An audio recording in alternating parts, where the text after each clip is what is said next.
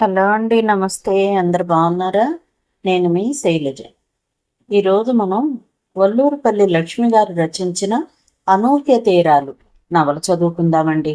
మొదటి భాగంలో ఏం జరిగిందో చూద్దాం. ఆదివారం ఆహ్లాదంగా ఉన్న ప్రభాత వేళ సూర్యకిరణాలు దశ దిశలా ప్రసరిస్తూ జనజీవనంలో చైతన్యాన్ని నింపుతున్న వేళ, సంక్రాంతి నెల వచ్చిన తర్వాత పల్లెటూళ్లలో వసంత శోభ వెల్లివిరిసినట్లుగా ఉంటుంది. ప్రతి ఇల్లు ఒక కళాఖండాన్ని తలపిస్తుంది. ఇంటి ఆవరణలో తీర్చిదిద్దిన పెద్ద పెద్ద ముగ్గులు, కళాకృతులు, వాటిపైన రంగురంగుల పూరేకులు, పసుపు కుంకుమ పువ్వులతో అలంకృతాలై ముగ్గులపై కొలువు తీరిన బొబ్బెమ్మలు, వీటన్నింటితో వీధులన్నీ కళకళ్లాడుతూ కనిపిస్తాయి ఆ పాలెంలో. జానకిరామయ్య ఆ పాలెంలో మోటుబరి రైతు. ఆ ఊరు పెద్దది కాదు. అంతా కలిసి ఒక 100 గడపలుంటాయేమో. అందరికీ వ్యవసాయమే వ్యాపకం. ఆ మండువాలోగిల ముందు చీకటితోనే లేచిన జానకిరామయ్య గారి పెద్దమ్మాయి పూర్ణిమ అందమైన రంగవల్లికలు తీర్చిదిద్దింది. అప్పటికి ఆ ఇంటి ఇల్లాలు అనసూయమ్మ నిద్ర లేవదు, పిల్లల్ని లేవనివ్వదు. ఒక్కోసారి పూర్ణిమ లేచిన అలికిడికి పెద్ద చెల్లెలు భారతి లేచి అక్క వెంటే తిరుగుతూ ఉంటుంది. ఎంత బాగున్నాయక్క ఈ ముగ్గులు, ఎక్కడ నేర్చుకున్నావు అంటూ ముగ్గు వేస్తున్నంతసేపు అక్కను మెచ్చుకుంటూ అవసరాన్ని బట్టి సాయం చేస్తూ ఉంటుందామె. పూర్ణిమకు 16 ఏళ్లు. పుత్తడి బొమ్మలా ఉంటుంది. ఆ అమ్మాయికి తల్లి బాల్యంలోనే చనిపోయింది. తండ్రి మళ్లీ పెళ్లి చేసుకున్నాడు. జానకరామయ్య పొద్దున్నే లేచి పొలానికి వెళ్తున్నాడు. పంట కోతలు జరుగుతున్నాయి. అయినా అనసూయమ్మ భర్త అవసరాలు పట్టించుకోదు. పాలేరు పాలు పిండి తెచ్చి, అమ్మాయి గారు పాలు లోపల పెట్టేశానండి అని కేకేస్తే, పూర్ణిమ వచ్చి, నానా కాసిన్ని పాలు తాగి వెళ్తూగాని ఉండు అంటూ హడావుడిగా పాలు కాసి గ్లాస్తో తెచ్చిచ్చింది తండ్రికి. అవి తాగి పొలానికి వెళ్ళిపోయాడాయన. తండ్రి వెళ్తుంటే చూస్తూ అలా వరండాలో నిలబడిపోయింది పూర్ణిమ. ప్రతిరోజు ఈ వేళకి పురుగుళ్లలో చదువుకునే ఈ ఊరి పిల్లలు మోపెడు బరువున్న పుస్తకాల సంచులు భుజాన వేసుకుని సైనికుల్లా కదిలి వెళ్తూ ఉండేవారు. ఇవాళ ఆదివారం కదా, అందుకని ఆ హడావుడి లేదు. వీధిలో చిన్నపిల్లలు ఆడుకుంటున్నారు. ఇవాళ స్కూల్ లేదనుకుంటే పూర్ణిమకు మనసులో హాయి అనిపించింది. అన్న మధు లేచిన అలికిడి విని అతనికి పాల గ్లాస్ తీసుకెళ్ళిచ్చింది. ఎంతో ప్రసన్నంగా చెల్లికేసి చూస్తూ గ్లాస్ అందుకున్నాడు ఆ అబ్బాయి. నవ్వుకుంటూ వరండాలోకి వచ్చి కూర్చుంది. పరీక్షలు దగ్గరకు వస్తున్నాయి. హోంవర్క్ చాలా ఇచ్చారు. లెక్కలు, సైన్స్ హోంవర్క్ స్కూల్లోనే చేసేసింది. మిగిలినవి చేద్దామని పుస్తకాలు తెరిచింది. ఒక్క అరగంట టైం గడిచిందో లేదో. అమ్మా పూర్ణిమ తల్లి, నీవేం చదివి ఊళ్ళేలక్కర్లేదు, పిల్లలకు పాల సంగతి చూడు పొలికేక పెట్టింది పిన్ని. ఒక్క గంతున వచ్చి వంటింట్లో పడింది పూర్ణిమ. పిల్లలకు తలో గ్లాసు పాలుచ్చి వంట మొదలెట్టింది. మరో గంటన్నరకు వంట పూర్తయింది. బయటకొచ్చి పుస్తకాల ముందేసుకుంది. పుస్తకం ఆమె నేస్తం. పుస్తకమే ఆమె సమస్తం. పుస్తకం తెరిస్తేనే ప్రశాంతత. మనసంతా చదువు మీదే కేంద్రీకరించి ఉందేమో. టైమే తెలియలేదానుకు. ఎదురింట్లో కూర్చుని ఉన్న రాము పూర్ణిమ వంక చూశాడు. ఆల్జేబ్రా లెక్కలు చేసుకుంటున్న అతనికి ఓ చోట లెక్క రాలేదు. తల పోక్కుంటూ చూస్తుంటే వరండాలో పుస్తకాలతో కుస్తీ పడుతున్న పూర్ణిమ కనిపించింది. అక్కను లెక్క అడగాలనుకుంటూ సంధించి విడిచిన బాణంలాగా రిగ్గున వెళ్లి పూర్ణిమ దగ్గర వాలాడు. పూర్ణిమ తుమ్మిపడి చూసింది. అబ్బా, హడలు కొట్టేశావు రాము, ఏంటంత హడావుడి, నెమ్మదిగా రాలేవా? లెక్క రావట్లేదు చెప్పక్క, ఏది చూపించు అంటూ పుస్తకం తీసి చూసింది. ఇదే ఉందిరా, చాలా తేలిక అంటూ పెన్ తీసుకుని చేయబోతుండగా వంటింట్లో నుండి కేకలు వినిపించాయి. కంచం దబ్బేలు అంటూ కింద పడ్డట్లోని. పోర్నా ఎక్కడ చచ్చావే అంటూ అనసూయమ్మ అరుపులు. ఎందుకో పిన్ను అరుస్తోంది రాము, తేలిక లెక్క ఇది, వస్తుందేమో చూడు. రాకెట్లా దూసుకుపోయింది పూర్ణిమ లోపలికి. చెల్లెళ్ళు ముగ్గురు భోజనాల దగ్గర కొట్టుకుంటున్నారు. పెద్ద చెల్లెలు భారత్కి కోపం ఎక్కువ. తింటున్న ప్లేట్ ఎత్తి నేల కొట్టిందేమో. ఇల్లంతా చిందరవందరగా అన్నము కూర. చిన్నపిల్లలు అన్నాలు తింటుంటే కాసేపు దగ్గరుంటే నీ సొమ్మేం పోయింది అంటూ అనసూయమ్మ పూర్ణిమనే తిట్టి భారతిని ముద్దు చేస్తూ అవతలకు తీసుకుపోయింది. పూర్ణిమ నిట్టూరుస్తూ నేల శుభ్రం చేయటం మొదలెట్టింది. కొంపలు అంటుకుపోయినట్లు అరుస్తూనే ఉంటుంది ఈ అనసూయమ్మ పిన్ని. కాసేపైనా విశ్రాంతిగా చదువుకోనివ్వదు. గొణుక్కున్నాడు రాము తనలో తనే. అక్కకు స్కూలు ఉంటేనే నయం, ఇల్లు మరీ నరకం. ఓ అరగంట అయ్యాక వచ్చింది పూర్ణిమ వరండాలోకి. కళ్ళు ఎర్రగా ఉన్నాయి. కళ్ళ నిండా నీళ్లు చింపిల్లుతూనే ఉన్నాయి. లెక్కొచ్చిందా రాము? తాపీగా ఉండాలన్న ప్రయత్నం ఆమెలో. ఆమెను అలా చూస్తుంటే రాము మనసు వికలమైపోయింది. ఇంత మంచి మనసున్న అక్కను తిట్టడానికి, కొట్టడానికి ఆ అనసూయ పిన్ని మనసు ఎంత బండరాయో. అమ్మ లేకపోతే పిల్లల జీవితాల్లో ఇన్ని బాధలా? రాము చిన్ని మనసుకి ఎంతో పెద్ద సందేహం లాంటిది కలిగింది. మాట్లాడవేం రాము? కళ్ళల్లో నీరు తిరుగుతూనే ఉంది. పెదవుల మీద మందహాసం మెరుస్తూనే ఉంది. ఎండా వాన కలిసిన ప్రకృతి 7 రంగుల ఇంద్రధనుస్సులా ఉంది పూర్ణిమ. అక్క, నా మూడు మారిపోయింది. వాడు చదివేది 7వ క్లాసు. మూడు మారిపోయిందని కబుర్లు చెప్తున్నాడు. పూర్ణిమకు నవ్వు వచ్చింది. రాము వెళ్ళిపోయాడు. హోంవర్క్ పూర్తి చేసుకుని పూర్ణిమ లోపలికి వెళ్ళింది. పిన్ని చెల్లెళ్ల భోజనాలు అయిపోయాయి. భోజనానికి పొద్దెక్కేదాకా ఉండలేనంటూ పిన్ని పిల్లలతో పాటే తినేస్తుంది. ఇటొచ్చి భర్త ఆకలి. పూర్ణిమ విషయం ఆవిడకి పట్టవు. తండ్రి పొలం నుండి 12 దాటికగాని రానని చెప్పి వెళ్ళాడు. అన్నయ్యకి పెట్టి తను తినాలి. భోజనాలు చేసి ఎక్కడికక్కడ వదిలేసి వెళ్లారు చెల్లెళ్ళు. వాళ్ళ కంచాలు కడగరు. పిన్ని చెప్పదు. వంటిల్లు శుభ్రం చేసి మధుకి అన్నం తీసుకెళ్ళింది పూర్ణిమ. మధు పూర్ణిమ కన్నా 2 ఏళ్లు పెద్ద. ఆ అబ్బాయికి మాటలు రావు. చిన్నతనంలోనే తలకి పెద్ద దెబ్బ తగిలింది. పిచ్చి చేష్టలు చేస్తూ ఉంటాడు. తనేం చేస్తున్నాడో తనకే తెలియని స్థితి ఆ అబ్బాయిది. వయసు పెరిగే కొద్దీ ఆ పిచ్చి చేష్టలు కూడా ఎక్కువయ్యాయి. తల్లి అన్నపూర్ణ ఉన్నన్నాళ్ళు కొడుకుని కంటికి రెప్పలా కాచింది. తల్లి పోయాక మధుకి కంట్రోల్ లేకుండా పోయింది. ప్రేమమయి తల్లి లేని లోటు ఆ అబ్బాయి ప్రతిచర్యల్లో ప్రతిబింబించేది. అతడిని పట్టుకోవడం కష్టమైపోయింది. పెద్దవాళ్ల సలహా మీద జానకి రామయ్య మధును ఒక పొడుగాటి గొలుసులతో వరండాలో స్తంభానికి కట్టేశాడు. గొలుసు పొడుగ్గా ఉండటం వల్ల మధు తేలిగ్గా ఆ వరండా అంతా తిరుగుతాడు. హుషారనిపిస్తే పక్కనే ఉన్న వంట ఇంటి పెంకుటిల్లు జామ్మని ఎక్కేసి అక్కడ కూర్చుని నవ్వుతూ ఉంటాడు. పాలేరు సాయంతో పూర్ణిమ అన్నను జాగ్రత్తగా చూసుకుంటోంది. అనసూయమ్మ మధుని చూడదు. పూర్ణిమ అన్నం ప్లేట్తో వచ్చేటప్పటికి మధు నొలక మంచం మీద పడుకుని వరండా పైకప్పు వంక చూస్తున్నాడు. అన్నయ్య అని వీపు మీద తడుతూ నెమ్మదిగా పిలిచింది పూర్ణిమ. గబాలను లేచి కూర్చున్నాడు మధు. పేట వాల్చి ప్లేట్ ముందు పెట్టి మంచినీళ్ళ గ్లాసు పెట్టింది. తాను దగ్గరగా కూర్చుంది. ఆకలితో ఉన్నట్లున్నాడు మధు. గబగబా తినేస్తున్నాడు. మధ్యలో తినటం ఆపి నువ్వు తిన్నావా అన్నట్లుగా సైగ చేశాడు. పూర్ణిమ నవ్వుతూ తల ఊపింది. తినలేదంటే మధుకి పిన్ని మీద కోపం వస్తుంది. అదో రభస. ఎందుకొచ్చిన సమస్య? తిన్నానంటే పేచీయలేదు. ఈ అబద్ధం ఎవ్వరికీ అపకారం కలిగించేది కాదు.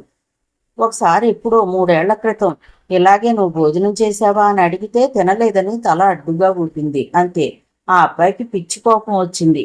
ఎంత శాంతపరచాలని చూసినా లాభం లేకపోయింది. అన్న కోపం అంతా పిన్ని మీద.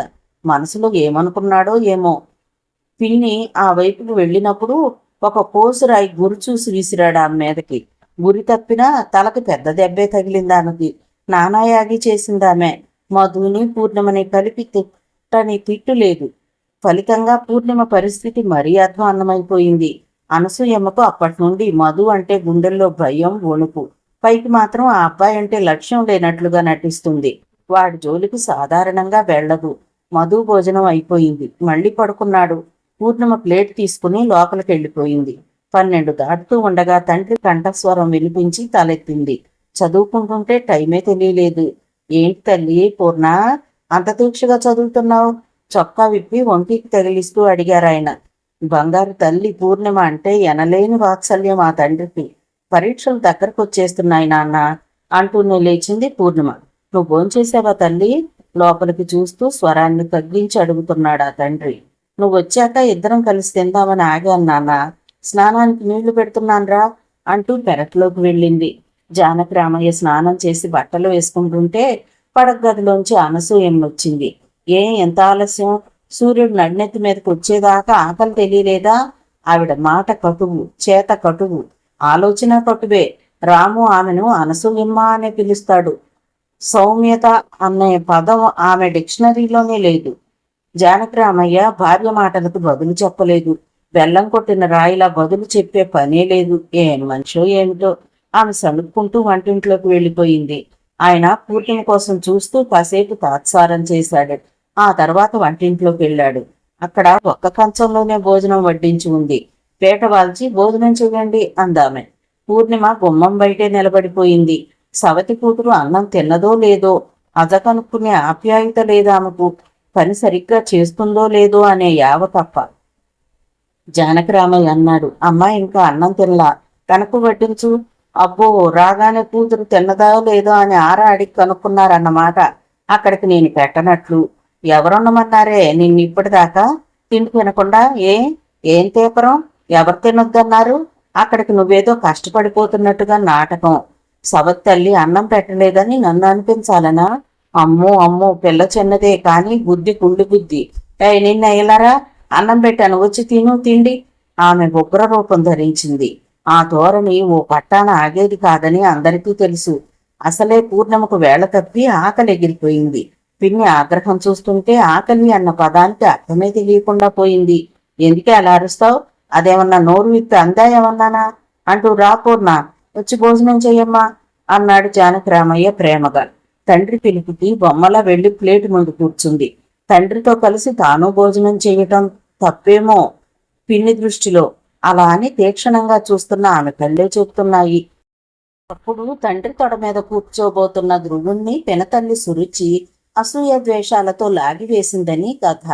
అది ఎలాంటి అసూయనేమో. కన్నేళ్లను అదిమి పెట్టి బలవంతాన భోజనానికి ఉపక్రమించింది పూర్ణిమ. జానకిరామయ్య ఆర్తిగా కూతురు వంక చూస్తున్నాడు. దాదాపు 20 ఏళ్ల క్రిందట కొత్తగా కాపురానికి వచ్చిన ముగ్ధ అన్నపూర్ణ స్మృతిలో మెదిలింది. అచ్చు తల్లి రూపం పూర్ణిమది. తల్లి నోట్లోంచి ఊడిపడిందంటారు జనం ఆమెను. జానకిరామయ్య ఉసూరని నిట్టూర్చాడు. తన దురదృష్టం కాకపోతే అంతటి ప్రేమమూర్తి తనకి దక్కకుండా పోవడమేంటి?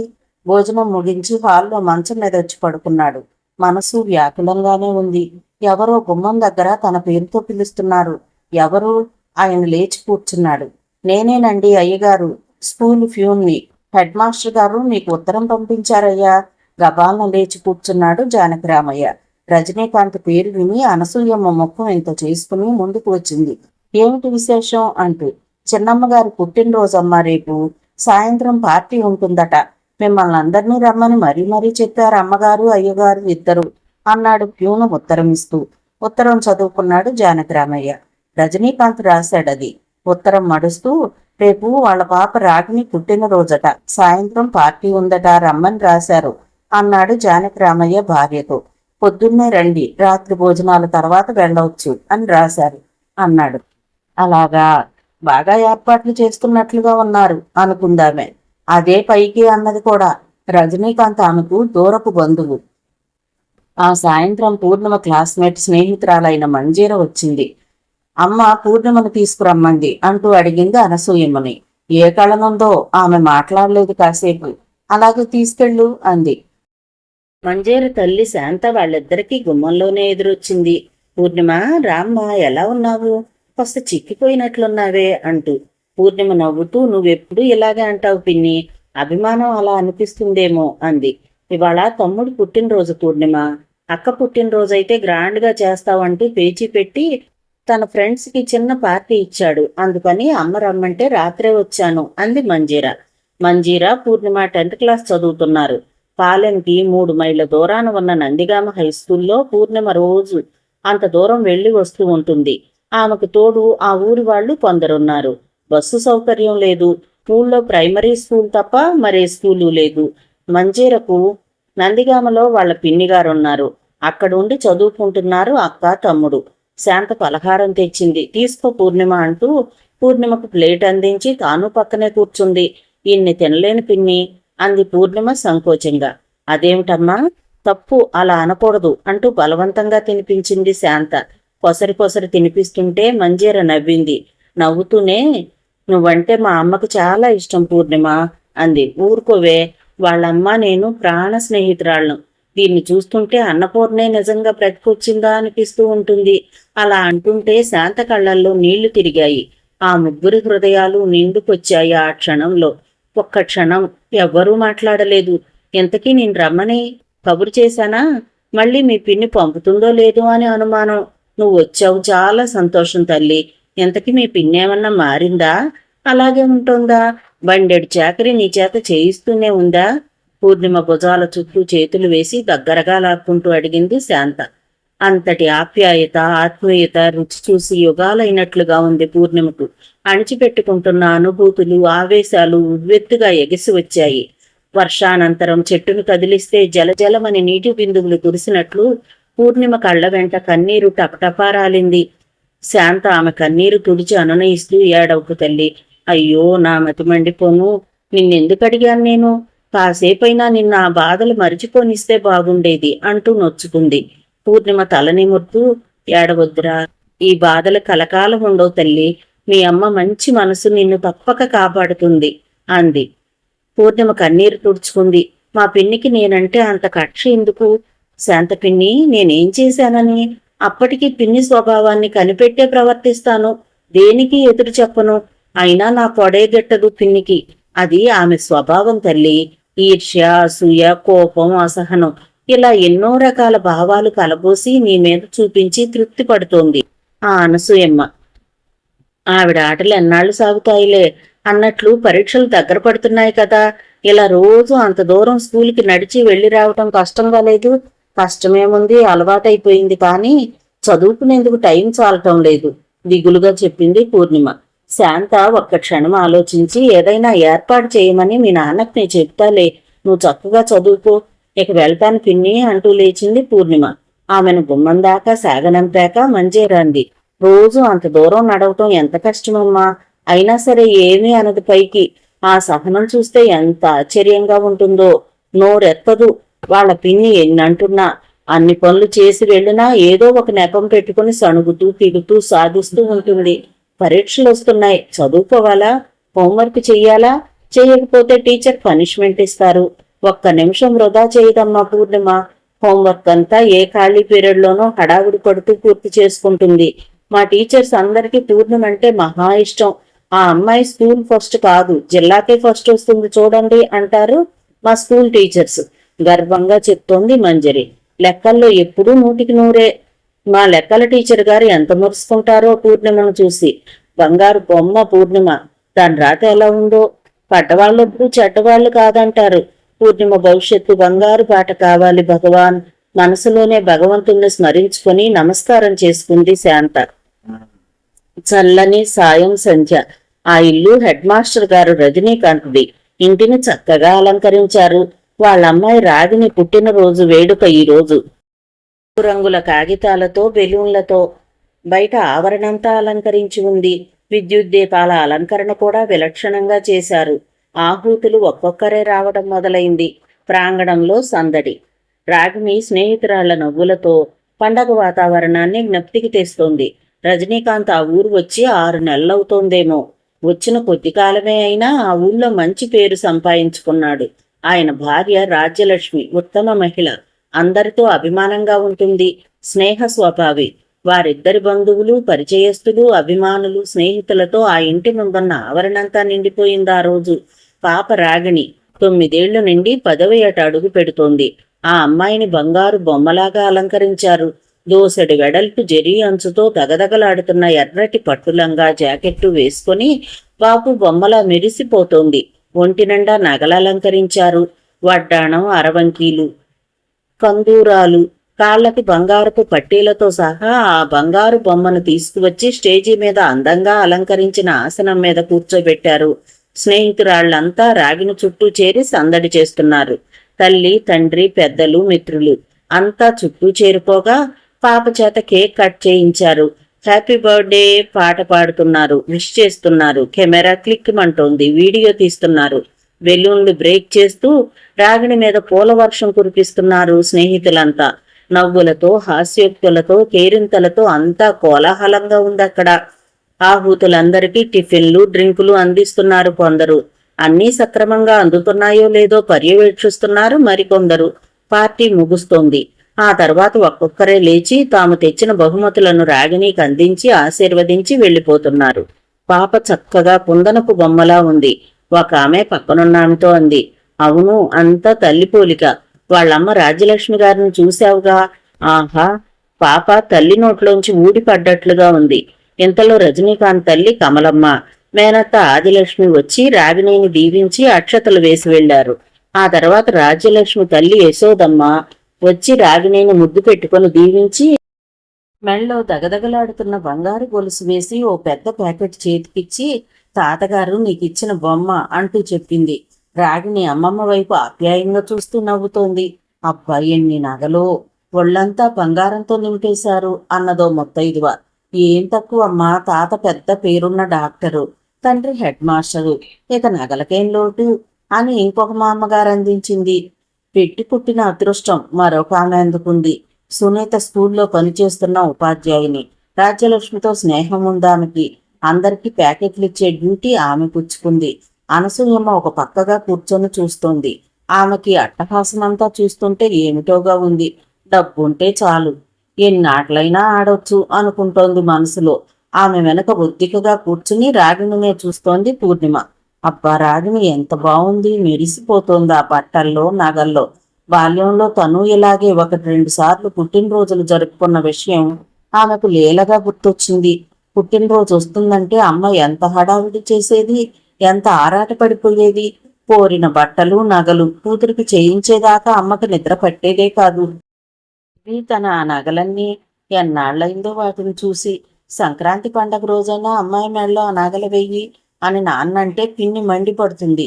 ఎనపెట్టు తెరవనివ్వదు. తల్లి జ్ఞప్తికి రాగానే పూర్ణిమ కళ్ళు చెమ్మగిల్లినాయి. తల వంచుకొని అలాగే కూర్చుండిపోయింది. అతిథులంతా ఒక్కొక్కరే వెళ్ళిపోతున్నారు. పందిరి కింద దాదాపు అంతా ఖాళీ అయిపోయింది. ఇద్దరు మాత్రం ఓ పక్కగా కుర్చీలో కూర్చుని ఒకటే కబుర్లు చెప్పుకుంటున్నారు. ఒక ఆమె రాజ్యలక్ష్మి తల్లి యశోదమ్మ, మరొక ఆమె స్నేహితురాలు శశిరేఖమ్మ. ఇవాళ ఉండి రేపు వెళ్ళొచ్చులే, రాకరాక ఇల్లు కదిలొచ్చావు అంటోంది శశిరేఖమ్మ. అలా కాదు శశి, నేను వెళ్ళాలి, ఆయనకు ఒంట్లో బాగుండలేదు, రాజ్యం బాధపడుతుందని నన్ను వెళ్ళమన్నారు ఆయన. పేరంటం పార్టీ అంతా అయిపోయిందిగా, భోజనాలు అవగానే బయలుదేరటమే అందామె. సరేలే, నీకు నాకు తీరిందెప్పుడు, వెళదామా వద్దా అని నేను ఆలోచిస్తూ ఉంటే బాబు శ్రీనివాస్ అక్కను చూడాలి పదా అంటూ బయలుదేరదీశాడు. ఇక నాకు తప్పలేదనుకో అంది శశిరేఖమ్మ. పోనీలే శశి, ఈ కారణంగానైనా కలుసుకున్నాం, లేకపోతే ఎక్కడి వాళ్ళం అక్కడే ఉంటాం, ఎన్నాళ్ళయింది మనం కలుసుకుని అందామె ఆత్మీయంగా. అది సరే గాని యశు, రేఖ ఎలా ఉంది? లెటర్స్ రాస్తూ ఉంటుందా? పిల్లలందరూ? 2 పిల్లలు, ఒక అమ్మాయి ఒక అబ్బాయి. అమ్మాయి రాగిణి కన్నా ఏడాది చిన్నది. 3 ఏళ్ల క్రితం రావటమే రేఖ అమెరికా నుండి. మళ్ళీ రాలేదుగా. రాలేదు, తను జాబ్ చేస్తోంది. అన్నట్టు రజనీ రాలేదేం? ఏం చదువుతోంది? పీజీలో ఉంది. ప్రస్తుతం ఏదో ప్రాజెక్ట్ వర్క్ లో బిజీగా ఉంది. తనకు తోడు స్వాతి ఉంటానంది. రాజు వచ్చాడు చూసావుగా. ఇంతలో రాజ్యలక్ష్మి వాళ్ళ దగ్గరికి వచ్చింది. అమ్మా, ఆవిడని చూసావా? అదిగో అక్కడ. ఆమె పాలెం జానకిరామయ్య బాబాయ్ భార్య అనసూయమ్మ గారు. ఆ వెనక కూర్చున్న అమ్మాయి అన్నపూర్ణ పిన్ని కూతురు పూర్ణిమ. అలాగా అంటూ యశోదమ్మ లేచింది. శశిరేఖమ్మ ఆమెను అనుసరించింది. రాజ్యలక్ష్మి పరిచయం చేసింది. పిన్ని, ఈమె మా అమ్మ, ఈమె మా శశిరేఖ పిన్ని, విజయవాడలో ఉంటారు అంటూ. చాలా సంతోషం మిమ్మల్ని చూసినందుకు వినయంగా సంతోషం ప్రకటించింది అనసూయమ్మ. అమ్మా, ఈ అమ్మాయి పూర్ణిమ, ఇక్కడ హై స్కూల్లో 10th క్లాస్ చదువుతోంది. నవ్వు ముఖంతో చేతులు జోడించింది పూర్ణిమ. ఆ అమ్మాయి చేతులు పట్టుకుని ఆమెను దగ్గరకు తీసుకుని అక్కున చేర్చుకుంది యశోదమ్మ ఆప్యాయంగా.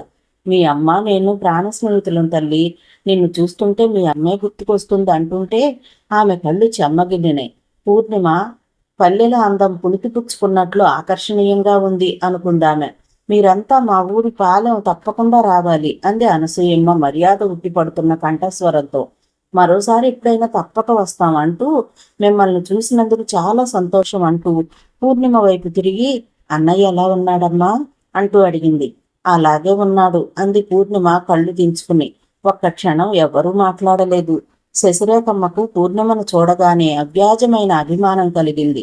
సన్నగా పొడుగ్గా శలకలాగా ఉంది పూర్ణిమ. ఆమెకు ఎంతో నచ్చింది. రాగిణి చుట్టూ స్నేహితులు చేరి సందడి చేస్తున్నారు. వాళ్ల మధ్య మహారాణిలా కూర్చొని కబుర్లు చెప్తోందామె. సునీత ఆ పిల్లలందరికీ ప్యాకెట్లు అందించింది. ఇంతలో బయట నుండి వచ్చారు శ్రీనివాస్, రాజీ. అక్క, ఫంక్షన్ పూర్తయినట్లేనా? పుట్టినరోజు పెళ్లి కూతురేది అడిగాడు శ్రీనివాస్. శశిరేఖ పిన్ని కొడుకే ఆ అబ్బాయి. బిఎస్సి తప్పి మార్చి సెప్టెంబర్ల మధ్య ప్రయాణిస్తున్నాడు. ఏమిట్రా హడావుడి అంటూ వాళ్ళ దగ్గరకు వచ్చింది రాజ్యలక్ష్మి. ఇందాకడి నుంచి ఎక్కడికి పోయారు, కనపడలేదేమో, ఏమైనా తిన్నారా లేదా తిన్నాం లెక్క ఊరికే అలా బయట కాస్త తిరిగి వచ్చాం అంతే. ఏంట్రా రాజు? రాజీవ్ నవ్వాడు శ్రీనివాస్ మాటలకు. రాజీవ్ రాజ్యలక్ష్మి తమ్ముడు, అందరిలోకి ఆఖరివాడు. రాజీవ్, స్వాతి కమల పిల్లలు. ఇద్దరు ఇంటర్ చదువుతున్నారు. మావయ్య ఇట్రా తమాషా చూపిస్తా అంటూ రాగిని పిలిస్తే శ్రీనివాస్, రాజీవ్ అటు వెళ్లారు. తనకు బహుమతిగా వచ్చిన బొమ్మల్లో నుండి ఒక డాన్సింగ్ డాల్ తీసి బటన్ నొక్కి ఆడిస్తోందామె. ఈ బొమ్మ బాగుంది, మా తాతయ్య నా కోసం పంపారు అంది మురిసిపోతూ. పిల్లలకు బొమ్మలంటే ఎంత ఇష్టమో అంటూనే తాతగారేం బహుమతులు పంపారో మనవరాలికి అంటూ అడిగింది అనసూయమ్మ. ఎవ్వరూ ఏమీ మాట్లాడలేదు. ఒక్క క్షణం రాజీవ్ అన్నాడు, అమ్మా 8 అయ్యేసరికి మనం బయలుదేరాలి. ఈలోగా అక్కతో నీ కబుర్లన్నీ అయిపోవాలి అంటూ తొందర పెట్టాడు. తొందర రేపు వెళ్ళొచ్చుగా అంది రాజ్యలక్ష్మి. అదంతేనక్క, నేను వేసవి సెలవుల్లో వస్తాగా, అప్పుడు తీరుబడిగా నువ్వు పెట్టేవన్నీ తింటా. ఇప్పుడు మాత్రం వదిలే. అక్కడ రజనీ అక్క, స్వాతి మా కోసం చూస్తూ ఉంటారు. బావగారేరక్క అంటున్నాడు శ్రీనివాస్. రాజ్యలక్ష్మి అదే ఆలోచిస్తోంది. ఫంక్షన్ అయి గంట అయింది. ఇంటి నిండా ఆడవాళ్ళున్నారని ఏ క్లబ్కో పోయి కూర్చున్నా ఎంతసేపా? అమ్మేమనుకుంటుంది? ఏం మగాళ్ళు బాబు! భోజనాలు ఏర్పాటు చూస్తుండే కానీ ఆమె కళ్ళు, చెవులు, మనసు అన్నీ వీధి గుమ్మం వైపే ఉన్నాయి. బుర్ర తీవ్రంగా పనిచేస్తోంది.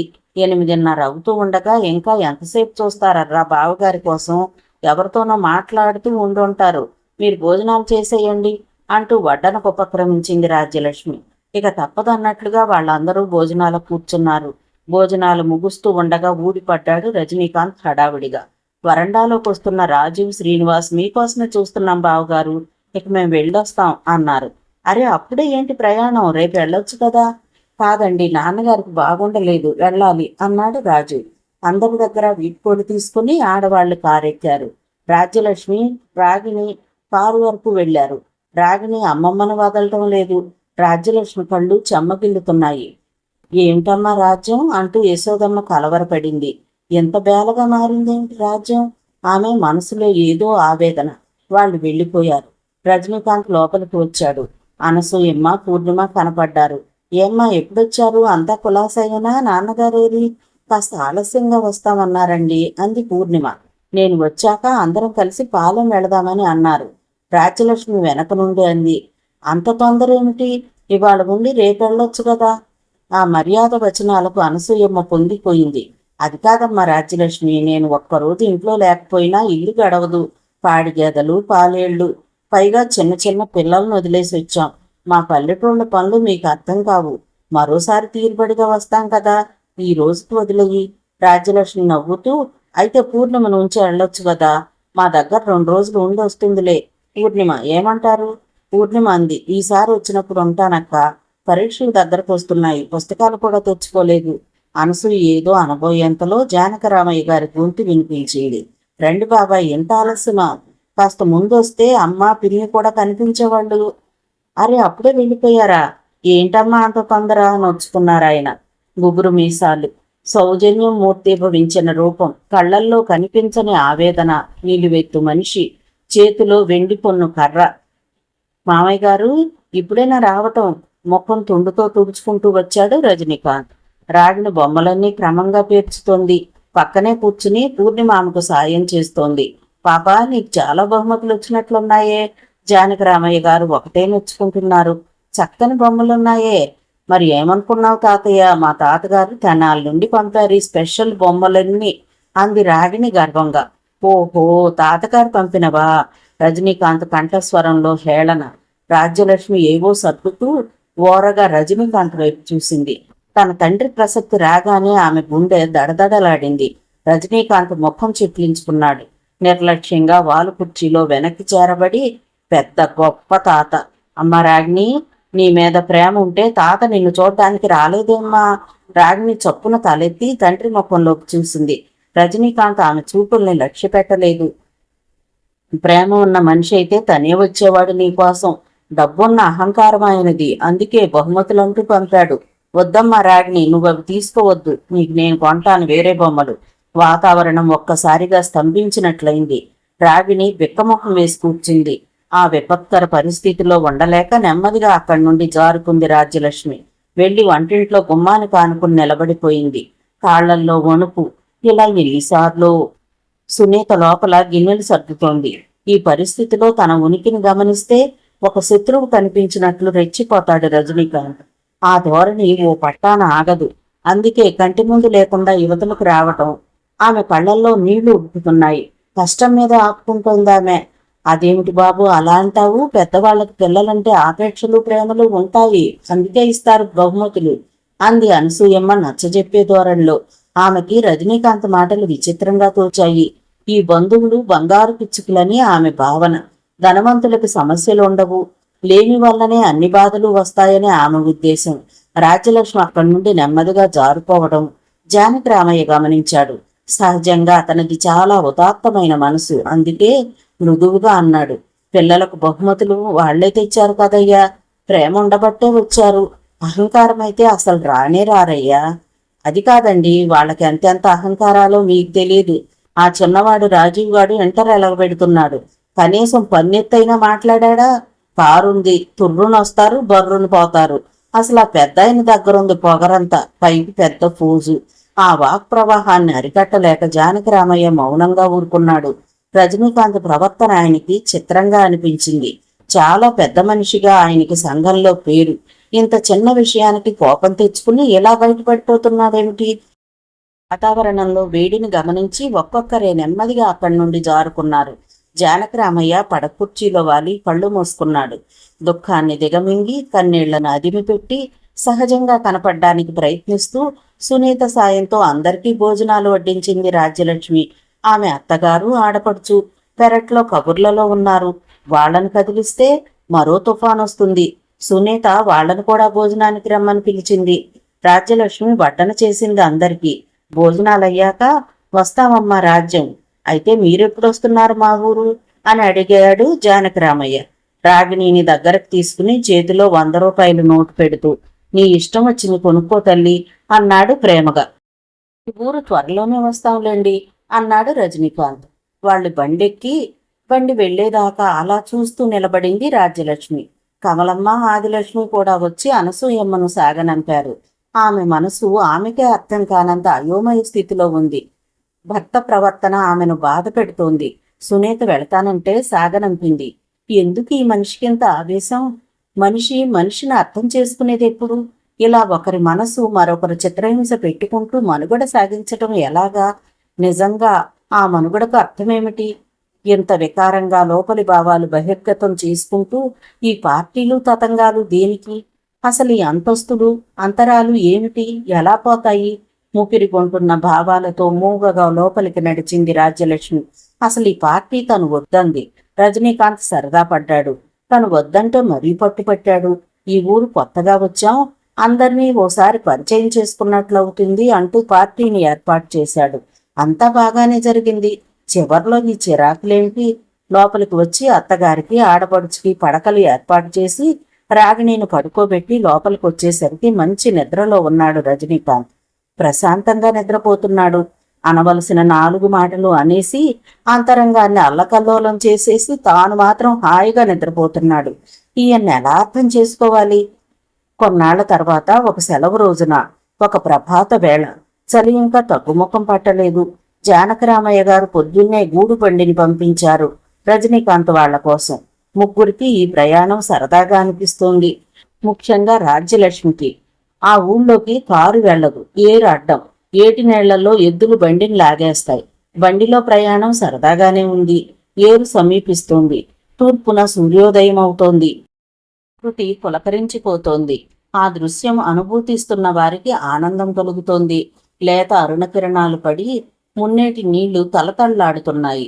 చెయ్యి తిరిగిన చిత్రకారుడు చిత్రించిన దృశ్య కావ్యంలా హృద్యంగా ఉన్నాయి ఆ పరిసరాలు.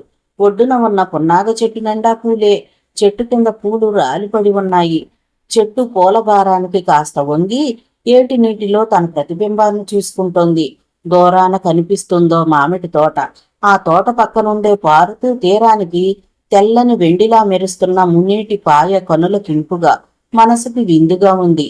దూరాన ఏవో పల్లె పదాలు పాడుకుంటూ చాకలి వాళ్లు బట్టలు తుక్కుంటున్నారు. ప్రకృతి సౌందర్యం అంటూ రాస్తారు కవులు. ఇదిగో ఇలాంటి కమనీయ దృశ్యాలే కవిని ఉత్తేజపరిచి కవితకు ప్రేరేపిస్తాయేమో. బండి ఇసుకలో నడుస్తోంది. హుషారైన గిత్తలు లయబద్ధంగా నడుస్తున్నాయి. మెళ్ళో మొగ్గల ధ్వని సంగీతంగా ఉంది. హాయ్ హాయ్, ఇక్కడ ఎంత బావుందో! సంతోషాన్ని ప్రకటించింది రాగిణి. రాజ్యలక్ష్మికి ఎంతో ఉల్లాసంగా ఉంది. పరిసరాలను ఎంతో ముగ్ధురాలై చూస్తోంది. చాలా జ్ఞాపకాలు, బాల్య స్మృతులు మదిలో సందడి చేస్తున్నాయి. బాల్యంలో ఆమె పాలెంలో తాతగారింట పెరిగింది. అందుకే ఆమెకి ఈ ప్రాంతం పరిచయమైనదిగా అనిపిస్తోంది. దిగి కాసేపు ఇసుకలో నడుద్దామా అంది భర్తతో. అమ్మా, నేను దిగుతా అంది రాగిణి. ఇసుకలో నడవటం తేలికనుకుంటున్నావా? బండిలో కూర్చుంటే కనపడవా నువ్వు వెర్రెత్తి చూసే ఆ అందాలన్నీ అన్నాడు రజనీకాంత్. పోనీలేండి బాబు, అమ్మగారు సరదా పడుతున్నారు, దిగనీయండి అంటూ బండి తోలుతున్న మల్లన్న బండి ఆపాడు. రజనీకాంత్ మాటలకు ఆమె ఉత్సాహం మీద నీళ్లు చిలకరించినట్లయింది. ఆ మాటలకు ఆమె మనసు నొచ్చుకుంది. తానెంత సెంటిమెంటల్గా ఉండటం మంచిది కాదేమోనని ప్రతి ఆశాభంగానికి అనుకుంటూ ఉంటుంది. కానీ లాభం లేదు. తామెప్పుడు ఇంతేనా? తమ మనస్తత్వాలు ఎప్పుడు తూర్పు పడమర్లేనా? కలవ్వా? ఆగిన బండిలోంచి నెమ్మదిగా దిగింది రాజ్యలక్ష్మి. రాగిణిని రజనీకాంత్ ఎత్తి కిందకు దింపాడు. రాగిణికేమిటో మహా సరదాగా ఉంది. పరుగులు పెట్టాలనిపిస్తుందో ఆ అమ్మాయికి. ఇంత అందమైన ప్రకృతిలో పక్కపక్కన నడుస్తూ కబుర్లు చెప్పుకుంటూ ఉంటే ఎంత హుషారుగా ఉంటుంది. అది రాజ్యలక్ష్మి భావన. రజనీకాంత్కు అటువంటి సరదాలు తక్కువ. బయటకు వచ్చినప్పుడు అసలు అలాంటి సరదాలు ఆయనకు పట్టనే పట్టవు. అతను బండి మల్లన్నతో మాట్లాడుతున్నాడు. అక్కడి పొలాల గురించి, పంటల గురించి, ఊరి గురించి. మున్నేరు 4-5 పాయలుగా చీలిపోతోంది. తళతళ్ళా వెండిలా మెరిసిపోతున్న నీటిపాయలో తల్లి కూతుళ్ళిద్దరూ దిగారు. చల్లని నీళ్లు వాళ్ళని ఆప్యాయంగా స్పృశించినాయి. ఏరు పెద్ద లోతు లేదు. వర్షాకాలంలో సముద్రంలా నిండుగా ప్రవహించే మున్నేరు కాస్త ఉధృతి తగ్గి ప్రవహిస్తోంది. ఈ శీతాకాలంలో కిలకిలా కలకలా నవ్వుతూ నీళ్లను చేతులతో తడుతూ నీళ్లని పైకి సరదాగా చిమ్ముతూ ఆడుకుంటోంది రాగిణి. బండి గట్టెక్కింది. రజనీకాంత్ సాయంతో ఇద్దరూ బండెక్కారు. జొన్న పొలాలు కోతకు సిద్ధంగా ఉన్నాయి. బరువుకి వండిపోతూ నిండు చోళాలను తలపిస్తున్నాయి. గాలికి తలలూపుతూ వయ్యారాలకు పోస్తున్నాయి. అంతా చూడటానికి రమ్యంగా ఆకుపచ్చని రంగు పరిచినట్లుగా ఉంది. ఆ ప్రాంతంలో మెట్ట పొలాలు ఎక్కువ. అదృష్టం బాగుండి వర్షాలు కురిస్తే పంటలు పండుతాయి. అంతా భగవంతుడి దయ. పంట పండకపోతే రైతు ముఖం వాడుతుంది. పొలాలకు పంటలకు వర్షమే ఆధారం. పక్కన ఏటిలో ఇంత నీరు పెట్టుకుని పిచ్చి ప్రజలు వర్షం మీద ఆధారపడటం ఏమిటి? లిఫ్ట్ ఇరిగేషన్ ఏర్పాటు చేసుకోవచ్చు కదా. గవర్నమెంట్ చెయ్యాలా ఏర్పాటు. ఓట్లు దండుకోవడానికి వస్తారు గాని ఇలాంటి సదుపాయాలకు ప్రయత్నించరు. పెద్దగా చదువులు లేని రైతులను ప్రభుత్వం ఆదుకుని ఆధునిక సౌకర్యాలు కల్పిస్తే రైతు నేలలో బంగారం పండిస్తాడు అన్నాడు రజనీకాంత్. మల్లన్నకు ఆ మాటలు సరిగ్గా అర్థం కాలేదు. ఆ పక్క బ్రిడ్జి కడతారట బాబు గారు, ఊళ్ళోకి బస్సులు రావాలిక అన్నాడు. పల్లెటూళ్ళు చాలా బాగుంటాయి, అందులో ఈ ఊరు మరీ మరీ బాగుంటుంది అంది రాజ్యలక్ష్మి. ఈ ఊరు మీ తాతగారిది కాబట్టి నీకంత ఇష్టం అవునా? నవ్వుతూ అన్నాడు రజనీకాంత్. పల్లెటూళ్లలో అందమే కాదు, కలహాలు, కక్షలు, కార్పణ్యాలు కూడా ఉంటాయి. అవును, అవి ఎక్కడ లేవులేండి. బండి పాలెంలో ప్రవేశించింది. ముందున్న ఒక 10 ఇళ్లు దాటి ఒక పెద్ద మండువాలోగిలి ముందు వచ్చి ఆగింది. రాజ్యలక్ష్మి ఉత్సాహంతో చూస్తోంది. ఊరు మారిపోయినట్లుంది. దాదాపు 20 ఏళ్ల పైనే అయింది తాను ఆ ఊరు వదిలి. ఆమె మనసు నిండా ఎన్నో విచిత్రమైన జ్ఞాపకాలు, అనుభూతులు సందడి చేస్తున్నాయి. ఈ ఊరంటేనే గుండెల్లో పులకింత, మరేదో గిలిగింత. జన్మభూమి భావన ఇది. అవునేమో. బండి గేటు దాటి లోపలికి రావటాన్ని చూసి జానకిరామయ్య గబగబా ముందుకొచ్చాడు. రండి అంటూ రజనీకాంత్తో అంటూనే, మల్లన్న ఆ కుర్చీ పట్టుకురా అంటూ రామ్మ అంటూ రాగిణిని దింపేశాడు హుషారుగా. ఈ అమ్మాయి రాజ్యం దారిలో అందాలకే పులకించిపోయింది. ఇంట్లోకి వస్తే ఇక్కడి నుండి రానంటుందేమో. రజనీకాంత్ మేళమాడాడు. చిన్నతనంలో ఇక్కడ పెరిగిన అమ్మాయి కదా మరి. ఆయన సమర్పించాడు. రాజ్యాన్ని చూడగానే పూర్ణిమ సంతోషంగా వచ్చి ఆమె చెయ్యి పట్టుకుంది. అక్క అంటూ. రాజ్యలక్ష్మి ఆమెను ఆప్యాయంగా దగ్గరకు తీసుకుంది. ఏమ్మా, ఎలా ఉన్నావు? బాగా చదువుకుంటున్నావా అంటూ పరామర్శించింది. ఇంతలో అనసూయమ్మ గబగబా వచ్చింది చాటంత ముఖం చేసుకుని. రెండమ్మ లోపలికి. అలవాట్లేని బండి ప్రయాణం ఒళ్ళంతా కుదిపేసినట్లుగా ఉందా అంటూ. రాగిణి ఒక్క క్షణం బుద్ధిమంతురాల్లా కూర్చుందో లేదో పూర్ణిమ ఆమెను లోపలికి లాక్కుపోయింది. పూర్ణిమ చెల్లెళ్ళు ముగ్గురు రాగిణి చుట్టూ చేరారు. ఆమె వాళ్లకి ఒక అపురూపమైన వ్యక్తిలా గోచరించింది. ఆమె చెప్పే కబుర్లు వింటూ కూర్చున్నారు వాళ్ళు ఆనందంగా. పసిపిల్లలు అరమరికలు లేకుండా ఇట్టే కలిసిపోతారు. అనసూయమ్మ హడావిడి పడుతూ పూర్ణిమ సాయంతో అందరికీ పలహారాలు అందించింది. కాఫీల కార్యక్రమము ముగిసింది. జానకి రామయ్య, రజనీకాంత్ వరండాలో రాజకీయాలు మాట్లాడుకుంటున్నారు. ఊళ్ళో పెద్దలు కూడా ఒకళ్ళిద్దరు వచ్చారు. రాజ్యలక్ష్మి పెరట్లోకి నడిచింది. అనసూయమ్మ ఎవరో రాచబంధువులు వచ్చినట్లే ఏర్పాట్లు చేస్తోంది వంట మనిషి సాయంతో. ఆమె దగ్గర కాసేపు కూర్చుంది రాజ్యలక్ష్మి. పాడి పంట పుష్కలంగా ఉన్న కామందు జానకి రామయ్య బాబాయ్. లంకంత ఇల్లు, గేదెల దొడ్డి, ఆవులకు వేరే దొడ్డి, ఎత్తలకు వేరే పెద్ద కష్టం. ఇంటి ముందు అరకలు, బండ్లు, ధాన్యపు పురులు, అచ్చమైన రైతులోగిలది. అనసూయమ్మ ఏవో సాంసారిక విషయాలు, పంటల కబుర్లు చెబుతోంది. రాజ్యలక్ష్మి ఊపుడుతోందే కాని మనసు అక్కడలేదు. దాదాపు 20కి పైగా ఏళ్ల కిందట తాను చిన్నపిల్లగా ఉన్నప్పుడు అప్పటి జ్ఞాపకాలను నెమరు వేస్తోంది ఆమె మనసు. ఇదే ఇల్లు, కానీ ఇల్లాలు వేరు. అప్పుడు ఈ ఇంటికి గృహిణి అన్నపూర్ణ. తెల్లటి తెలుపు మనిషి, పొట్టిగా ఉండి ఎంతో కళగా ఉండేదామె. ఎప్పుడూ నవ్వుతూ అందర్నీ ఆప్యాయంగా పలకరిస్తూ కలివిడిగా ఉంటూ ఉండేది. తన నవ్వులతో సెలయేటి గలగలను నెత్తికి తెస్తూ చైతన్య దీపంలా ఉండేది. బంధువులంటే ఎంత మమకారం! అమ్మ తనతో ఎప్పుడూ అంటూ ఉండేది. అన్నపూర్ణ ఆ ఇంటికి లక్ష్మినే. బంధువులంటే ఎంత వెర్యాభిమానమో, వెళితే విడిచిపెట్టదు కదా అని. అమ్మకు చెల్లెలు వరుస. సొంత అక్కా చెల్లెళ్ల కంటే ఎక్కువ ప్రీతిగా ఉండేవారట ఇద్దరు. రాజ్యలక్ష్మికి అన్నపూర్ణ పిన్ని స్మృతిలోకి రావటంతో కళ్ళు చెమ్మగిల్లాయి. అన్యమనస్కంగా ఉన్న ఆమెను చూసి, నీ మనసు ఇక్కడ లేదులా ఉందే అమ్మాయి అంది అనసూయమ్మ. అన్నట్టు మధు ఏడమ్మా, ఎలా ఉన్నాడు? అనసూయమ్మ ముఖ భంగిమ మారిపోయింది. పిచ్చివాడు ఎలా ఉన్నాడని చెప్పమంటావు? అక్కడున్నాడు, అదిగో ఆ వరండా వెనక.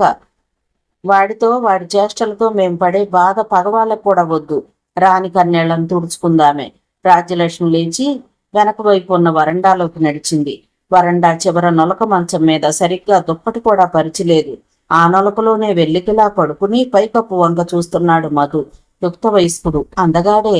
కానీ మానసిక స్థితి సరిగ్గా లేదు వాడికి. ఒక రకంగా చెప్పాలంటే పిచ్చివాడు. మధును అలా చూస్తుంటే రాజ్యలక్ష్మికి మనసు అదోలా అయిపోయింది. ఎన్నెన్నో జ్ఞాపకాలు బాల్యంలో జరిగినవి కళ్ళ ముందు కదలాడుతున్నాయి. పాలెంలో భూస్వామి గోపాలరావు గారంటే చుట్టుపక్కల అన్ని గ్రామాల్లోనూ పెద్ద పేరు. 200 ఎకరాల భూమి, ఊళ్ళల్లో ఉన్న పలుకుబడి, రాజకీయాల్లో ఉన్న పాత్ర, ప్రజల్లో ప్రభుత్వంలో ఉన్న గౌరవ పదవులు చాలా ఉన్నాయి. కూతురు యశోదను ఆ సంవత్సరమే డాక్టర్ డిగ్రీ తెచ్చుకున్న రామచంద్రమూర్తికి బోలెడు కట్నం ఇచ్చి అట్టహాసంగా 5 రోజుల పెళ్లి చేశాడు. ఆ 5 రోజులు చుట్టుపక్కల గ్రామాలకి అన్నదానం జరిగిందని అమ్మమ్మ కథలుగా వర్ణించి చెబుతూ ఉండేది. రామచంద్రమూర్తి గవర్నమెంట్ ఉద్యోగానికి అస్సలు ప్రయత్నించలేదు. కొన్నాళ్లు గుంటూరులోనే ప్రాక్టీస్ చేసి తర్వాత సొంతంగా వాళ్ల ఊరు తెనాలిలో ప్రాక్టీస్ పెట్టుకున్నాడు. హస్తవాసి మంచిదని పేరు రావటంతో ఆయన ప్రాక్టీస్ బాగా వృద్ధయింది. మొదటి సంతానం రాజ్యలక్ష్మి పుట్టాక ఇంకా బాగా కలిసొచ్చింది. రాజ్యలక్ష్మికి 2 ఏళ్లు నిండకుండానే యశోదకు మరో పాప పుట్టింది. కాన్పు కష్టమైంది. యశోద ఆరోగ్యం పాడైంది. కోలుకోవటానికి చాలా కాలం పట్టింది. కూతురుకు బాగయ్యే వరకు తల్లి అక్కడే ఉండి, 2 పిల్లలతో నువ్వు చేసుకోలేవు యశోద, రాజ్యాన్ని నా దగ్గరే ఉంచుకుంటాను అని నచ్చజెప్పి తనతో పాలెం తీసుకువచ్చింది. అల్లుడు మౌనం, అర్థాంగీకారం అన్నట్లుగా ఊరుకున్నాడు. తాతగారింట రాజ్యలక్ష్మి ఆడింది ఆట, పాడింది పాట.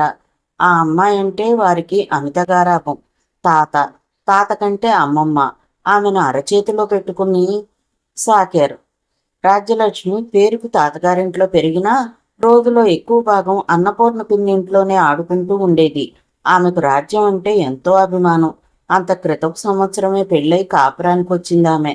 పెద్ద సోక కళ్ళు, మంచి రంగు, రూపంతో చూడచక్కగా ఉండేది.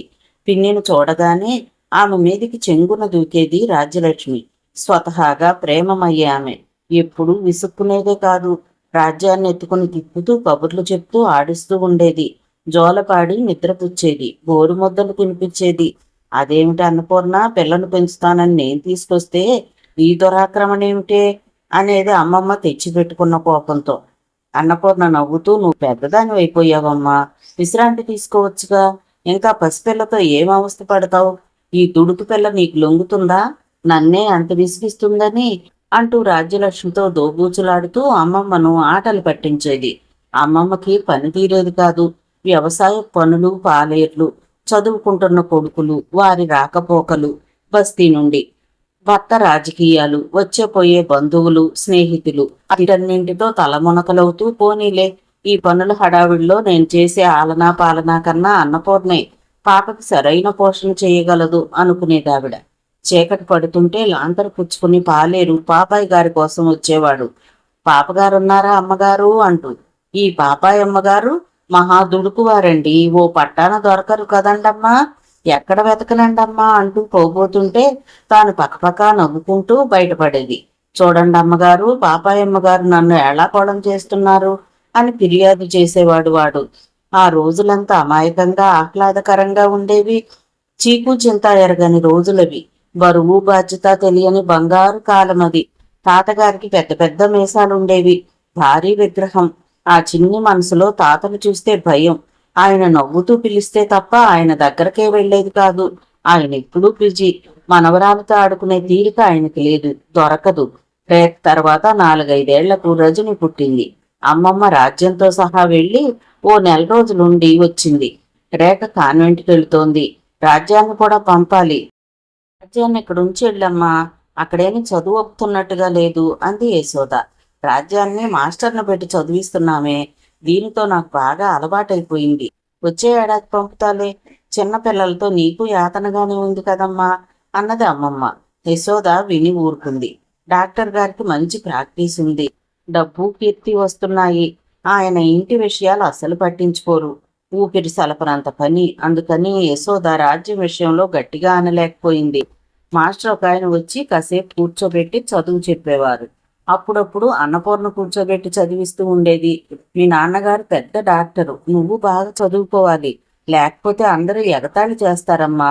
నువ్వు చాలా పెద్ద చదువులు చదవాలి, మంచి పేరు తెచ్చుకోవాలంటూ లాలించి చదివిస్తూ ఉండేది. పద్యాలు ఎక్కాలు నేర్పుతూ ఉండేది. అన్నపూర్ణ పిన్ని లేవటం లేదు, బద్ధకంగా పడుకుని ఉంటోంది, నీరసంగా వేలాడిపోతోంది. ఆమె అలా ఉంటే రాజ్యలక్ష్మికి అస్సలు తోచటం లేదు. కాలుగాలిని పిల్లిలా ఇంట్లో తిరుగుతోంది. అమ్మమ్మ నవ్వింది అన్నపూర్ణను చూసి. ఏమ్మా పూర్ణమ్మా, ఎన్నాళ్ళకు నీ కోరిక తీరబోతోంది, నువ్వు తల్లివి కాబోతున్నావు అంటూ పుల్లని ఆదరవులు చేసి ఇస్తూ ఉండేది. ఒక రోజున జానకిరామయ్య గారు బండి కట్టించి నందిగామ హాస్పిటల్కి తీసుకెళ్లి డాక్టర్కి చూపించారు. వారు గర్భవతి అని చెప్పారు. నీరసంగా ఉన్నారు, బలమైన ఆహారం తింటూ ఉండాలని టానిక్లు అవి రాశారు. స్పష్టమైన పిండి ముఖంలో ఏదో కళ, మరేదో ఆకర్షణ. అది ఆనందం వల్ల వచ్చిన ఆకర్షణో, శరీరంలో కొన్ని మార్పుల వల్ల వచ్చిన అందమో. రాజ్యలక్ష్మి ఎత్తుకుని ఒకటే ముద్దాడేది. ఏమిటమ్మమ్మా, పిన్నికేమైంది, జబ్బు చేసిందా అని రాజ్యలక్ష్మి అమాయకంగా అడుగుతుంటే ఆవిడ నవ్వుతూ, నీలాంటి పాపాయి పుడుతుంది పిన్నికి అంది. ఒక శుభముహూర్తాన అన్నపూర్ణకు బాబు పుట్టాడు. ముద్దుగా బొద్దుగా ఎంతో అందంగా ఉన్నాడు. ఇంట్లో పండగ వాతావరణమే నెలకొంది. అంత సందడిలోనూ పసిబిడ్డ ఆలనా పాలనా చూస్తూ కూడా అన్నపూర్ణ రాజ్యాన్ని మరిచేదే కాదు.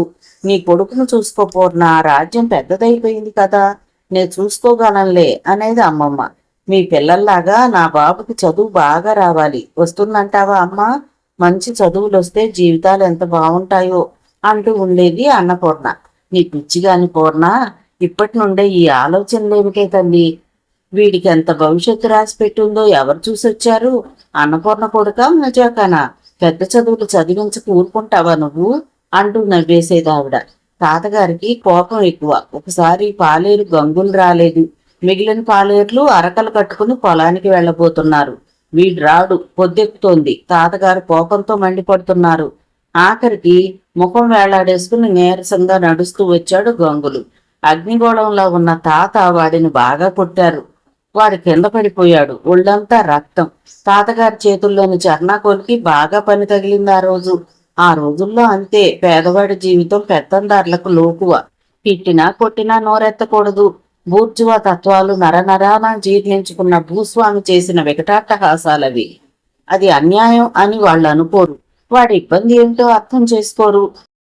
ఆ బేభత్సనంతా చూసి చిన్నదైన రాజ్యలక్ష్మి వెక్వలయింది, భయపడిపోయింది. వెక్కి వెక్కి ఒకటే ఏడుపు. అమ్మమ్మ గబగబా వచ్చి రాజ్యాన్ని లోపలికి తీసుకుపోయింది. ఆ మధ్యాహ్నానికి పిల్లకు పెళ్ళున జ్వరం, పలవరింతలు, పరాకు మాటలు.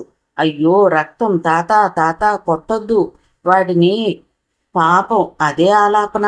తగ్గినట్టే తగ్గి జ్వరం మళ్లీ తిరగబెట్టేసింది. అన్నపూర్ణ పిన్ని బాబునెత్తుకుని వచ్చి రాజ్యాన్ని కనిపెట్టుకుని ఉండేది. పక్కన కూర్చుని కథలు కబుర్లు చెప్పేది, గుండెల్లో పెట్టుకుని ఓదార్చేది. మూడోసారి మళ్లీ జ్వరం వచ్చినప్పుడు అన్నపూర్ణ అంది, వాళ్ళ నాన్న పెద్ద డాక్టర్ అయ్యే, కబురు చెయ్యమ్మా అని. ఆవిడ అనుమానం ఆ జ్వరం టైఫాయిడ్లోకి దింపుతుందేమోనని. అల్లుడి గారికి కబురు వెళ్లడం, భార్యాభర్తలిద్దరూ ఆగమేఘాల మీద వచ్చి రాజ్యాన్ని తీసుకెళ్లిపోవడం వెంట వెంటనే జరిగిపోయినాయి. వెళ్ళిపోతూ చిన్ని మధుని ఎన్ని ముద్దులు పెట్టుకుందో రాజ్యలక్ష్మి. బాబుని నేను తీసుకెళ్ళిపోనా పిన్ని అని అంటే అక్కడ చేరిన అమ్మలక్కలంతా ఒకటే నవ్వులు. ఆనాటి ముద్దులొలికే పసిపాప ఈ మధు. అయ్యో భగవాన్, ఈ సంసారంలో ఇన్ని మార్పులు ఎలా కల్పించావయ్యా. ఆమె మనసంతా భారంగా అయింది. అన్నపూర్ణ పిన్ని ఆశలు, కోరికలు, ఆశయాలు అన్నీ కలపోసి కూర్చుకున్న పూలమాల గాలికి చిందరవందరై ముక్కలు ముక్కలైపోయింది. మధుకు జరిగిన ప్రమాదం సంగతి అమ్మమ్మ చెప్పగా విన్నది తను. నాగుల చవితికి పుట్టలో పాలు పొయ్యాలని తాతగారి నారింజ తోటకు వెళ్లారు కొందరు ఆడవాళ్లు. తోటలో పురాతన కాలం నుండి ఉన్న పుట్ట ఉంది. అందులో గోధుమ వన్నె త్రాచు ఉందని ప్రతీతి. అందరూ ఆ పుట్టలో పాలు పోసేవారు. అన్నపూర్ణ పిన్ని అందరితో కలిసి తోటకు వెళ్ళింది. 4 ఏళ్ల మధు వెంట వెళ్ళాడు. పుట్టలో పాలు పోసే కార్యక్రమం అయ్యాక అందరూ మామిడి చెట్టు కింద కూర్చున్నారు. సరదాగా కబుర్లు చెప్పుకుంటూ మగపిల్లలంతా కలిసి ఆడుకుంటున్నారు. దూరం వెళ్లి చిలిపిగా చెట్లెక్కి దూకుతూ వినోదిస్తున్నారు. ఆ సందడిలో చిన్నవాడైన మధు చెట్టెక్కడం ఎవ్వరూ గమనించలేదు. చెట్టెక్కిన మధు భయపడ్డాడు. చేతి పట్టు సడలింది. కింద దబీమని పడిపోయి స్పృహ తప్పాడు. పిల్లలంతా భయంతో బిగుసుకుపోయారు. ఎవరో పరుగు పరుగున వచ్చి పెద్దవాళ్లకి ఈ విషయం చెప్పారు. అన్నపూర్ణ కొయ్యబారిపోయింది. ఫిట్ వచ్చి విరుచుకు పడిపోయింది. మెలకు వచ్చాక రక్తసిక్తంగా ఉన్న కొడుకును చూసి కన్నీరు మున్నీరైపోయిందామె. మధుని నందిగామ హాస్పిటల్కి తీసుకెళ్లారు. పుట్లు పడ్డాయి తలకి. ప్రాణాపాయం తప్పింది. కాకపోతే తల రాయికి బలంగా కొట్టుకోవడం వల్ల పెద్ద దెబ్బ తగిలిందని, ఫలితం వేచి చూడాలని అన్నారు. ఏముంది ఫలితం? చూపులకు మనిషి బాగానే ఉన్నాడు, కానీ ఆ అబ్బాయి మానసిక పరిస్థితి పూర్తిగా పాడైపోయింది. మతి స్థిరం తప్పింది. ఏ పని ఎందుకు చేస్తాడో, ఎందుకు నవ్వుతాడో తెలియదు. తనలో తనే నవ్వుకుంటాడు. కూని రాగాలు తీస్తాడు. ఒక్కోసారి పెద్దగా అరుస్తాడు. ఆకలేసినా అడగడు, పెడితే తింటాడు, అంతే. అన్నపూర్ణ పూర్తిగా మారిపోయింది. అనుక్షణం పిల్లవాడిని అంటి పెట్టుకుని ఉంటోంది. ఎప్పుడూ ముఖంలో చిరునవ్వు వాడకుండా అందరితో ఆప్యాయంగా ఉండే ఆమె ఉదాసీనంగా మారిపోయింది. తిండి తినక చిక్కి శల్యమైపోయింది. జానకిరామయ్య ఆమెను ఓదార్చేవాడు.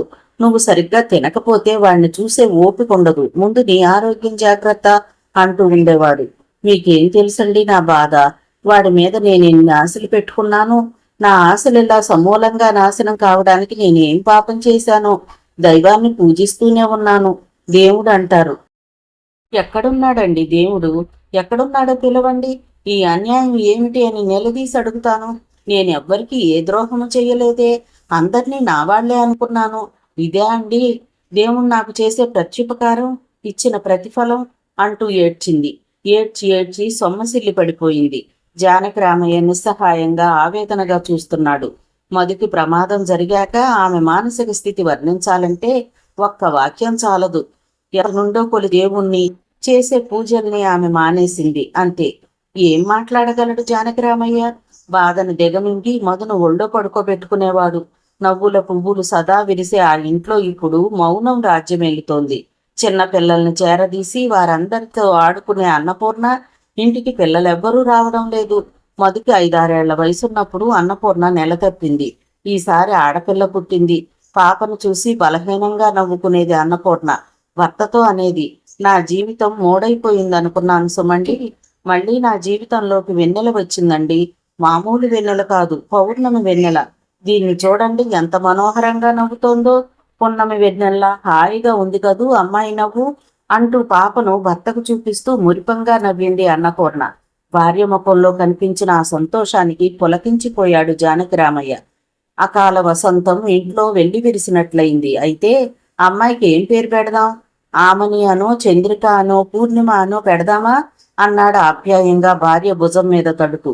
పూర్ణిమ బావుందండి, నా పేరులో సగం అంటూ సంతోషంగా నవ్వుకుంది. అప్పటి నుండి అన్నపూర్ణ సంతోషంగా ఉండటానికి ప్రయత్నించేది. మా పూర్ణిమను చూశావా అమ్మా, ఎంత చురుకో, అప్పుడే కొడుతోంది అంటూ అమ్మమ్మకు ఇరుగు పొరుగులకు చూపించి మురిసిపోయేది. ఆ సమయంలోనే శాంత పెళ్ళయి ఆ ఊరి కోడలిగా వచ్చింది. అన్నపూర్ణ వాళ్ళ ఇంటి దగ్గరే శాంత వాళ్ళిల్లు. ఇద్దరూ మంచి స్నేహితురాళ్ళయ్యారు. పూర్ణిమను కొంతసేపు ఎత్తుకుని తమ ఇంటికి తీసుకెళ్తూ చేదోడు వాదోడుగా ఉండేది శాంత. కొడుకు ప్రమాదం వల్ల గాయమైన ఆమె మనసుకి పూర్ణిమ పుట్టుక అమృతపు పోత అయింది. భగవాన్, నీవు లేవనుకున్నాను, అజ్ఞానంలో ఎండి మోడయిందనుకున్న నా జీవితంలోకి ఈ చిరువెన్నెలను పంపావా తండ్రి అంటూ దేవదేవుడికి నమస్కారాలు చేస్తూ ఆనంద బాష్పాలు రాలుస్తూ ఉండేదామె. కాని పూర్ణిమకు సంవత్సరం తిరగకుండానే ఆమె జ్వరంతో మంచం పట్టింది. వారం రోజుల తర్వాత కోమాలోకి వెళ్లిపోయింది. ఆ స్థితిలోనే ప్రాణం పోయింది. చనిపోయే ముందు మధు పాప అంటూనే కళ్ళు మూసి తెరిచి మీరు మళ్ళీ పెళ్ళి అంటూ ఆగింది. అలా మాట్లాడకపోనా నేను తట్టుకోలేను అంటూ విలపించాడు జానకి రామయ్య. ఆయన వంకే చూస్తూ పట్టుకున్న ఆయన చెయ్యి వదలకుండానే ప్రాణాలు వదిలేసింది అన్నపూర్ణ. అన్నపూర్ణ చనిపోయిన ఏడాదిలోపే జానకి రామయ్య మళ్లీ పెళ్లి చేసుకున్నాడు. మళ్లీ పెళ్లి వద్దు, అన్నపూర్ణ స్థానం మరొకరికి ఇవ్వలేను అని ఎంత అనుకున్నా స్నేహితులు బంధువుల సలహాలకు, ముఖ్యంగా పరిస్థితులకు తలొగ్గి అనసూయకు తాళి కట్టి భార్యగా ఇంటికి తెచ్చుకున్నాడు. లంకంత లోగిలి, వ్యవసాయం, ఇంట్లో పాలేర్లు, వాళ్ల తిండి తెప్పలు, ఇద్దరు పసిపిల్లలు, ఈ బాదరాబందీ అంతా ఎవరు ఎన్నాళ్లు చూస్తారు గనక అందుకే పెళ్లి చేసుకోక తప్పలేదు ఆయనకు. భార్యగా ఇంట్లో అడుగు పెట్టింది అనసూయమ్మ. పెళ్లైన కొత్తలో పిల్లల్ని బాగానే చూసిందామె. తనకి వరుసగా 3 కూతుళ్లు పుట్టాక ఆమె ప్రవర్తనలో బాగా మార్పు వచ్చింది. సవతి పిల్లలు ఇప్పుడు ఆమెకు పరమశత్రువులుగా కనిపిస్తున్నారు. మధుకు స్పష్టంగా తెలియదు కానీ పూర్ణిమ అనుభవిస్తోంది సవతి తల్లి పెట్టే కష్టాలన్నీ. తాను విన్నవి చూసనివి అన్నీ కలబోసి స్మృతి పదంలో దర్శిస్తున్న రాజ్యలక్ష్మి పిల్లల కలకల నవ్వుల సందడికి ఉలిక్కిపడి ప్రస్తుతంలో పడింది. రాగిణి చిన్నపిల్లలకి ఏవో పాటలు ఆటలు నేర్పుతోంది. వాళ్ళందరూ కలిసి సరదాగా ఆడుకుంటున్నారు. రజనీకాంత్ అటుగా వచ్చాడు. మధ్యాహ్నం 12 దాటింది. అనసూయమ్మ భోజనాలంటూ తొందర పెట్టింది. జానకి రామయ్య రండి భోజనాలు చేద్దాం అంటూ అందరినీ లేపేశాడు. ఇన్ని రకాలే, ఇన్ని వంటకాలు తినటానికే అంటూ నవ్వాడు రజనీకాంత్. అల్లుడు గారి కోసమే ఇన్ని స్పెషల్స్, అన్ని రుచి చూడాల్సిందే అంది రాజ్యలక్ష్మి. జానకి రామయ్యకి బంధువులంటే ఎంతో ప్రీతి. పండగలకు చేసినంత ఆర్పాటం చేస్తాడు వాళ్ళొస్తే. అనసూయమ్మ ఎక్కడ లోటు చేస్తుందోనన్న భయంతో వంట మనిషిని రప్పించాడు. ఏర్పాట్లన్నీ స్వయంగా పర్యవేక్షించాడు. తాత, పల్లెటూళ్లలో జున్ను ఎప్పుడు కావాలంటే అప్పుడు దొరుకుతుందా అంటూ రాగిని అడిగే తీరుకు అందరూ నవ్వారు. నువ్వు వస్తున్నావని జున్నంటే నీకిష్టమని తెప్పించానమ్మా, బావుందా? అబ్బా, ఎంత బావుందో గడ్డగా, మా ఊళ్ళో ఎప్పుడో కానీ దొరకదు. అనసూయమ్మ పిల్లల్ని భోజనాల దగ్గరకు రానివ్వలేదు. వాళ్ళు అందరిలో సరిగా ప్రవర్తించరని అవతలి గదిలో ముందే వాళ్ళకు భోజనాలు పెట్టేసింది. తనలో పూర్ణిమ సహాయం చేసింది అనసూయమ్మకి. మధుకు అన్నం పెట్టారా? జానకి రామయ్య అడిగాడు. ఎక్కడ చావును, సతమతమవుతుంటే పూర్ణిమ పెడుతుందిలే. భోజనాలయ్యాక రజనీకాంత్ నిద్రపోయాడు. రాజ్యలక్ష్మికి తాతగారి ఇల్లు చూడాలనిపించింది. ఇంతలో శాంత వచ్చింది మంజీరతో సహా. మా అమ్మాయండి మీ స్కూల్లోనే 10th క్లాస్ చదువుతోంది అని చెప్పింది. రాజ్యలక్ష్మికి పూర్ణిమతో మంజీరను 1-2 సార్లు చూసినట్లుగా జ్ఞప్తికొచ్చింది. బాల్యంలో ఎక్కువ భాగం ఇక్కడే పెరిగానండి. అన్నపూర్ణ పిన్నే ఎక్కువ పెంచింది నన్ను, మా అమ్మమ్మ కంటే. అంతటి ప్రేమమూర్తిని మరెక్కడా చూడం అంది రాజ్యలక్ష్మి. శాంత అందుకుంది. నాకు తెలుసమ్మా, అన్నపూర్ణ నా స్నేహితురాలు. తనను నేనెప్పటికీ మర్చిపోలేను. ఒక చైతన్యమూర్తిలా ఉండేది. స్నేహానికి ప్రాణం పెట్టేది. ప్రేమమూర్తి ఆమె. అన్నపూర్ణ జ్ఞాపకాలతో ఇద్దరి హృదయాలు నిండుకొచ్చాయి. రాజ్యలక్ష్మి తాతగారింటికి బయలుదేరితే శాంత తోడుగా వచ్చింది. తాతగారి రాజభవనం నేడు శిథిలాలయంగా ఉంది. నిత్య కళ్యాణం పచ్చతోరణంగా ఉండే ఆ వైభవం ఆయనతోనే పోయింది. మామయ్యలిద్దరూ అమెరికాలో సెటిల్ అయిపోయారు. అమ్మమ్మ కూడా చనిపోయాక మామయ్యలు పొలాలు అమ్మేసుకున్నారు. ఇక ఈ ఇల్లే మిగిలింది. ఎప్పుడో దీన్నే అమ్మేస్తారు. పల్లెటూళ్లలో ఇళ్ళు త్వరగా అమ్ముడవ్వు, టైం పడుతుంది. పిన్ని, నా చిన్నతనంలో మీరు ఈ ఊళ్ళో లేరనుకుంటా అంది రాజ్యలక్ష్మి. అవునమ్మా, మీరు వెళ్ళిపోయాకే నా పెళ్లి జరగడం, కాపురానికి రావడం జరిగింది. అమ్మమ్మ గారు ఎప్పుడు మీ కబుర్లే చెప్తూ ఉండేవారు. అన్నపూర్ణక్క కూడా మీ గురించి ఎంతో మురిపెంగా చెప్పేది. పెంచిన ప్రేమ అనుకుంటా. అందుకే మీ పేరు నాకు సుపరిచితం. కాసేపు తాతగారింట్లో అటు ఇటు తిరిగి చూశారు. ఆ తర్వాత మా ఇంటికి రామ్మ అంటూ తీసుకెళ్ళింది శాంత రాజ్యలక్ష్మిని. అక్కడ మనసు విప్పి అన్ని సంగతులు మాట్లాడింది. పూర్ణిమ గురించి, పూర్ణిమ సవతి తల్లి చేతిలో పడే నరకయాతన, నోరెత్తలేని జానకి రామయ్య అసహాయత ఉస్సూరంటూనే విన్నది రాజ్యలక్ష్మి. శాంత ఇంకా అన్నది, ఇన్ని బాధల మధ్య, బంధనాల మధ్య పూర్ణిమ ఏం చదవగలుగుతుంది? పూర్ణిమ బాగా చదివి పాస్ అవ్వాలంటే ఏదో అద్భుతం జరగాలి. లేకపోతే ఇంట్లో నిమిషం కూడా తీరని పనితో, సవత్తల్లి సాధింపులతో ఆ పిల్ల బాగా చదవాలంటే మాటలు కాదు కదమ్మా అంది శాంత రాజ్యలక్ష్మికి కాఫీ ఇస్తూ. కాసేపు కూర్చుని ఇక వెళ్తాను పిన్ని అని రాజ్యలక్ష్మి లేస్తే ఆమెను ఇంటి దాకా దిగబెట్టి వెళ్ళింది శాంత. సాయంత్రం 4 గంటలకి టిఫిన్లు అయ్యాక ఇక మేం వెళతాం అన్నాడు రజనీకాంత్. అప్పుడేనా? రేపెళ్ళొచ్చు అన్నాడు జానకిరామయ్య. కాదండి, నేను తప్పనిసరిగా వెళ్ళాలి. కావాలంటే రాజ్యం రాగినే ఉంటారు, రేపు పంపుదురు గాని. రాజ్యలక్ష్మి కంగారుగా ఉంది. వద్దు బాబాయ్, ముగ్గురం వెళ్ళిపోతాం, ఇంకోసారి వస్తాంలే. అలాగేనమ్మా, మేమిద్దరం అలా కాసేపు బయటికి వెళ్ళొస్తాం. వాళ్ళిద్దరూ బయటికి వెళ్ళిపోయారు. అనసూయమ్మ తీరుబడిగా కూర్చుని రాజ్యలక్ష్మితో కబుర్లకు దిగింది. పిల్లలు ఆటల్లో ఉన్నారు. మీ అత్తగారు నాకు చాలా దగ్గర బంధువమ్మా. అవును, విన్నాను, మా వారు చెప్పారు. పల్లెటూళ్ళలో ఆమె ఒక్కతే ఉంటోంది. ఊళ్ళో కూతురు ఉండబట్టి, కానీ లేకపోతే పెద్దవాళ్లకి అలా ఒంటరిగా ఉండటం కష్టమే కదా. రాజ్యలక్ష్మి ఆమె ముఖం వంక పరీక్షగా చూసింది. ఈమె తనకిలా చెప్పడంలో ఉద్దేశం ఏమై ఉంటుంది? వచ్చి మా దగ్గర ఉండండి అని ఎప్పుడూ అంటూ ఉంటాం మా అత్తగారిని, వినరు ఆవిడ అంది రాజ్యలక్ష్మి. ఆయన కూడా ఎన్నోసార్లు చెప్పారు. మామగారు పోయిన తర్వాత వచ్చి 1 నెల ఉన్నారు మాతో, అంతే. అత్తగారిని తమ దగ్గరే ఉండమని ఎన్నిసార్లు అడిగినా ఆమె ఒప్పుకోలేదు. నాకక్కడ బాగానే ఉంది అంటుంది. ఒకవేళ వచ్చినా పట్టుమని 10 రోజులు ఉండటం గగనం. 2 రోజులు బాగుంటుందేమో, 3వ రోజు నుండి ఏదో ఒక కలహం, ఏదో నెపం పెట్టుకుని అలుగుతుంది. నానా రభస చేస్తూ ఉంటుంది. మాటలతో సాధిస్తుంది. తనను సాధించారంటుంది. అలిగినప్పుడు అన్నం తినదు, పెడితే తోసేస్తుంది. ఆవిడతో పాటు తిండి తిప్పలు లేకుండా తాను అలాగే కూర్చునేది మొదట్లో. ఆ తరువాత విసుగు పుట్టి ఆమె తినకపోతే అది ఆమె ఇష్టం, మధ్య నేనెందుకు మానాలి అని అనుకుని తాను వేళకు తినేయడం మొదలుపెట్టింది.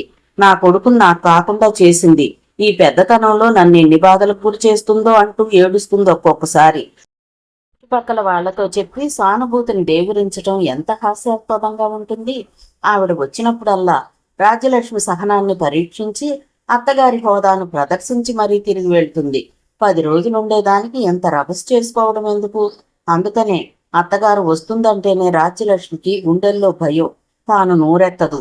అలా అని ఆమె తన పద్ధతి మానదు. ఆమె ఉన్నన్ని రోజులు మానసిక కల్లోలమే. అనసూయమ్మ ఏదో చెబుతుంటే రాజ్యలక్ష్మి అంది, అత్తయ్య గారిని మా దగ్గర ఉండమంటే వినరు. అదేమిటి అంటూ ఆశ్చర్యంగా ముఖం పెట్టింది అనసూయమ్మ. మరి ఆవిడ అలా చెప్పుకుంటుందే, మేము ఉండటం మా కోడలికి ఇష్టం ఉండదు, ఎలా ఉంటామని. కూతురు ఆదిలక్ష్మి ఊళ్ళోనో ఉంటుంది కాబట్టి కష్టమొచ్చినా సుఖమొచ్చినా వచ్చి ఆదుకుంటుంది. లేకపోతే ఏమైపోయేదాన్నో.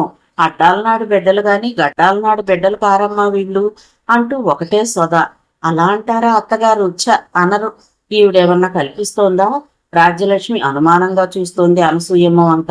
ఆవిడన్న మాటలే చెప్తున్నానమ్మా నీకు. ఎలా ఉంటాం అక్కడ? కోడలు నోరు విప్పి ఒక్క మాటైనా మాట్లాడదు.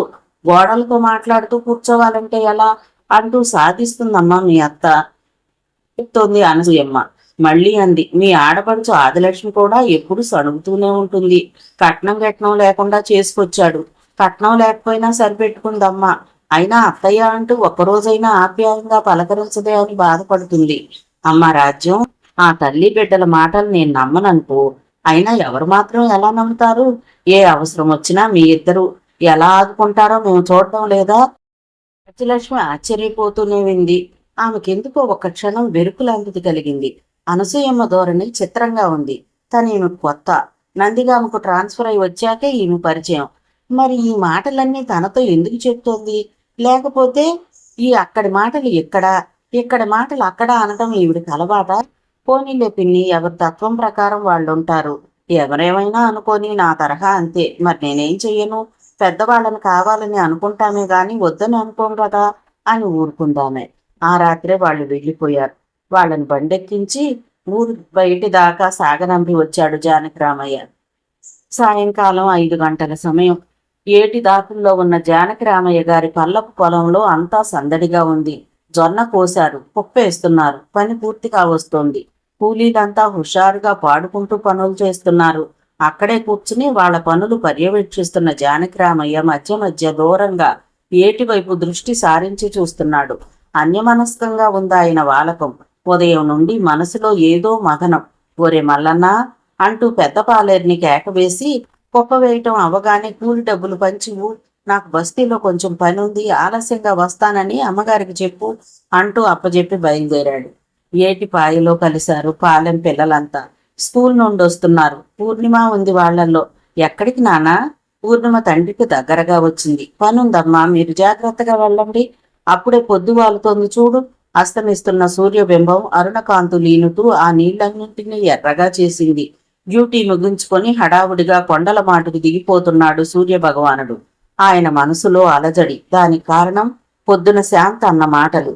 మిమ్మల్ని ఒకసారి వచ్చి వెళ్ళమని శాంతమ్మ గారు చెప్పారండి. పాలేరు చెప్పాడు పొద్దున పొలానికి వెళుతూ. వాళ్ళింటికి వెళ్ళాడు జానకిరామయ్య. శాంత భర్త వెంకట్రమణ రండి అంటూ ఆహ్వానించి హాల్లో కూర్చోబెట్టాడు. శాంత కాఫీ పంపింది. నెమ్మదిగా తలుపు దగ్గర నిలబడింది. వెంకట్రమణ నవ్వుతూ సంభాషణకు ఉపక్రమించాడు. ఈ మధ్య శాంత పూర్ణిమను గురించి తెగ ఆలోచిస్తోంది అని మొదలెట్టాడు. పూర్ణిమ సంగతి ఏంటమ్మా? నేనొక్క మాట చెప్తాను, ఏమీ అనుకోకండి బావగారు అంది శాంత వినయంగా. పూర్ణిమకు ఇంట్లో చదువుకునే వాతావరణం ఉందా చెప్పండి? ముక్కుసూటిగా మాట్లాడడం ఆమెకు అలవాటు.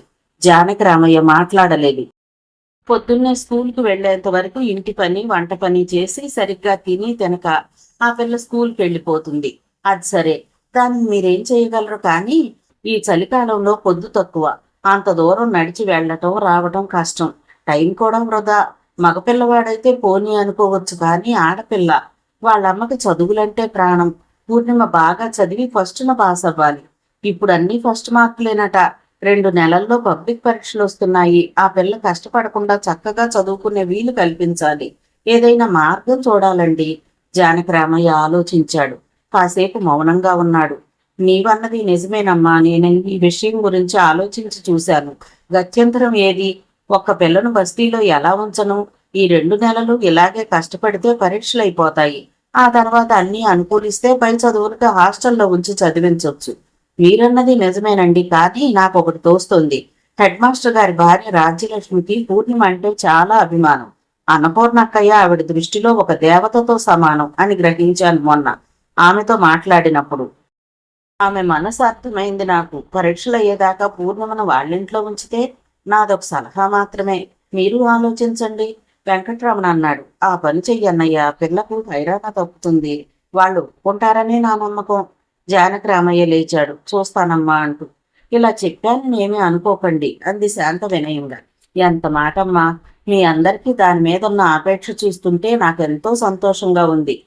మరి వస్తాను అంటూ పొలానికి వెళ్ళిపోయాడు పొద్దున. రాజ్యలక్ష్మి వాళ్ళింటికి అతను వెళ్లేసరికి వరండాలో రాగిని కూర్చొని చదువుకుంటోంది సీరియస్గా. పాప, నాన్నగారు లేరా అమ్మా? ఇంకా రాలేదు తాతగారు. రండి కూర్చోండి, అమ్మను పిలుస్తాను అంటూ రాగిని లోపలకు వెళ్ళబోతుంటే ఆయన కంఠస్వరం విని వంట పనిలో ఉన్న రాజ్యలక్ష్మి చప్పున వరండాలోకి వచ్చింది. బాబాయ్ మీరా? రండి కూర్చోండి. అంతా బాగున్నారా? నవ్వుతూ పలకరించింది. జానకిరామయ్య పడక కుర్చీలో కూర్చుని రాగిని తెచ్చిన మంచినీళ్ల గ్లాస్ అందుకున్నాడు. రజనీకాంత్ ఇంకా రాలేదా అమ్మా? లేదు బాబాయ్, స్కూల్లో స్టాఫ్ మీటింగ్ ఉంది, లేటుగా వస్తామన్నారు. ఏమిటి కబుర్లు చెప్పండి అందామె తాను కూర్చుంటూ. కబుర్లు నువ్వే చెప్పాలమ్మా. మా పూర్ణిమ ఎలా చదువుతోంది? ఎన్నాళ్ళ కాజు కనుక్కుంటున్నావు బాబాయ్ అంది రాజ్యలక్ష్మి. నిష్ఠూరత ధ్వనించింది ఆమె గొంతులో. జానకిరామయ్య స్తబ్దుడైపోయాడు. నోరు పెగల్లేదు. తల వంచుకున్నాడు దోషిలా. రాజ్యలక్ష్మి నొచ్చుకుంది. ఎందుకన్నానా అలా అని. అలా మాట్లాడకుండా ఉండాల్సింది. ఈయన అంతఃకరణ మంచిదే. కాలం కర్మం కలిసిరాక కొందరు మంచి మనసున్నా చెడ్డగానే మిగిలిపోతారు లోకంలో. పూర్ణిమకు తల్లి లేదు, తండ్రి పట్టించుకోడు. సవతి తల్లి బాధలు పెడుతున్నా అడ్డుపడి వారించడు అని బాధపడేస్తాను. పర్వాలేదు, తండ్రి ప్రేమగలవాడే, బయటపడడు. భార్య అంటే భయమేమో అనుకుందామె. ఇలా అన్నానని ఏమీ అనుకోకు బాబాయ్ అంది నొచ్చుకుంటూ. ఉన్నమాట అన్నావమ్మా, తప్పేముంది? నేను జీవితంలో చేసింది ఒకే ఒక్క పొరపాటు. అది నన్నే కాటు వేస్తుందని నేను ఊహించలేదు. ఎందుకు పెళ్లి చేసుకున్నానా అని కుమిలిపోని రోజు లేదు. అంత మనిషి బేలగా మాట్లాడుతుంటే రాజ్యలక్ష్మికి జాలేసింది. జరిగిపోయిన దానికి ఇప్పుడు బాధపడి ఏం లాభం చెప్పు అంది అనునయంగా. నా సంగతి అలా ఉంచమ్మా. నేను అమ్మాయి గురించి ఆలోచిస్తున్నాను. అది గల్గిగోవు లాంటిది. దాన్ని అనసూయ హింసిస్తుంటే నేను అదేమని నోరెత్తి అడగలేక అదుపు చేయలేక మౌనంగా భరిస్తున్నాను. నేను అమ్మాయిని వెనకేసుకొస్తే ఇల్లు వీధన పడుతుంది. అది అమ్మాయిని మరింత హింసిస్తుంది. కలలోలాగా మాట్లాడుతున్నాడు జానకి రామయ్య. మౌనంగా ఉంటుంది రాజ్యలక్ష్మి. తనను తాను నిగ్రహించుకుని ఆయన అన్నాడు, అనసూయ నోరు మంచిది కాదు. పూర్ణిమ ఇంటెడు చాకరీ చేసి ఎంత దూరం వచ్చి చదువుకుంటోంది. సాయంకాలం అమ్మాయి స్కూల్ నుండి వచ్చేటప్పటికి తనకు ఇంటెడు చాకరీ మిగిల్చి పెడతారు తల్లి కూతుళ్ళు. పిల్లలకి తమ పనులు తాము చేసుకోవడం నేర్పించదు. పూర్ణిమ వాళ్ళ చదువులు పట్టించుకుంటుంది. వాళ్ళకు కాస్త పనులు నేర్పు, ఇలా అయితే ఎందుకు పనికి రాకుండా తయారవుతారు అని నేను కల్పించుకుంటే, అదిగో పిల్లల్ని కోపడుతున్నావు, నీ పెద్ద పిల్లని తిట్టుకో, వీళ్ళని తిడితే నేను ఊరుకోనంటూ శివంగిలా లేస్తుంది. ఈ పరిస్థితుల్లో వాళ్ళు క్రమశిక్షణతో పెరగమంటే ఎలా పెరుగుతారు? వాళ్ళ సంగతి సరే, ఆ వాతావరణంలో పూర్ణిమ ఎలా చదువుకుంటుంది? అందుకే ఏం చెయ్యాలా అని మదన పడుతూ సలహా కోసం నీ దగ్గరకు వచ్చానమ్మా. రాజ్యలక్ష్మి నవ్వింది ప్రసన్నంగా. నిజంగా సలహా చెప్పనా బాబాయ్? నా సలహా ప్రకారం చేస్తావా మరి? తప్పకుండా చేస్తానమ్మా అని అతనితో మాటిప్పించుకొని, పూర్ణిమను పరీక్షలు అయ్యేదాకా నా దగ్గరే ఉంచు అంది. జానకరామయ్య ముఖం వికసించింది. ఆయన ఆనందంగా నవ్వాడు. వెదకపోయిన తీగ కాలికి చుట్టుకోవడం అంటే ఇదేనేమో అనుకున్నాడు. అమ్మ రాజ్యం, ఇది నీకు అదనపు బాధ్యత అవుతుందేమో ఆలోచించు. అదేమిటి బాబాయ్, నా చిన్న చెల్లెలు పూర్ణిమ బాధ్యత తెలిసిన పిల్ల. 4 రోజులు నా దగ్గర అట్టు పెట్టుకోవడం కూడా విశేషమేనా? భారంగా నిట్టూర్చాడు ఆయన. ఇప్పుడే వస్తానంటూ రాజ్యలక్ష్మి లోపలికి వెళ్ళింది. జానకి రామయ్య పడక కుర్చీలో వెనక్కు వాలి కళ్ళు మూసుకున్నాడు. ఊహల రెక్కలు విప్పుకున్నాయి.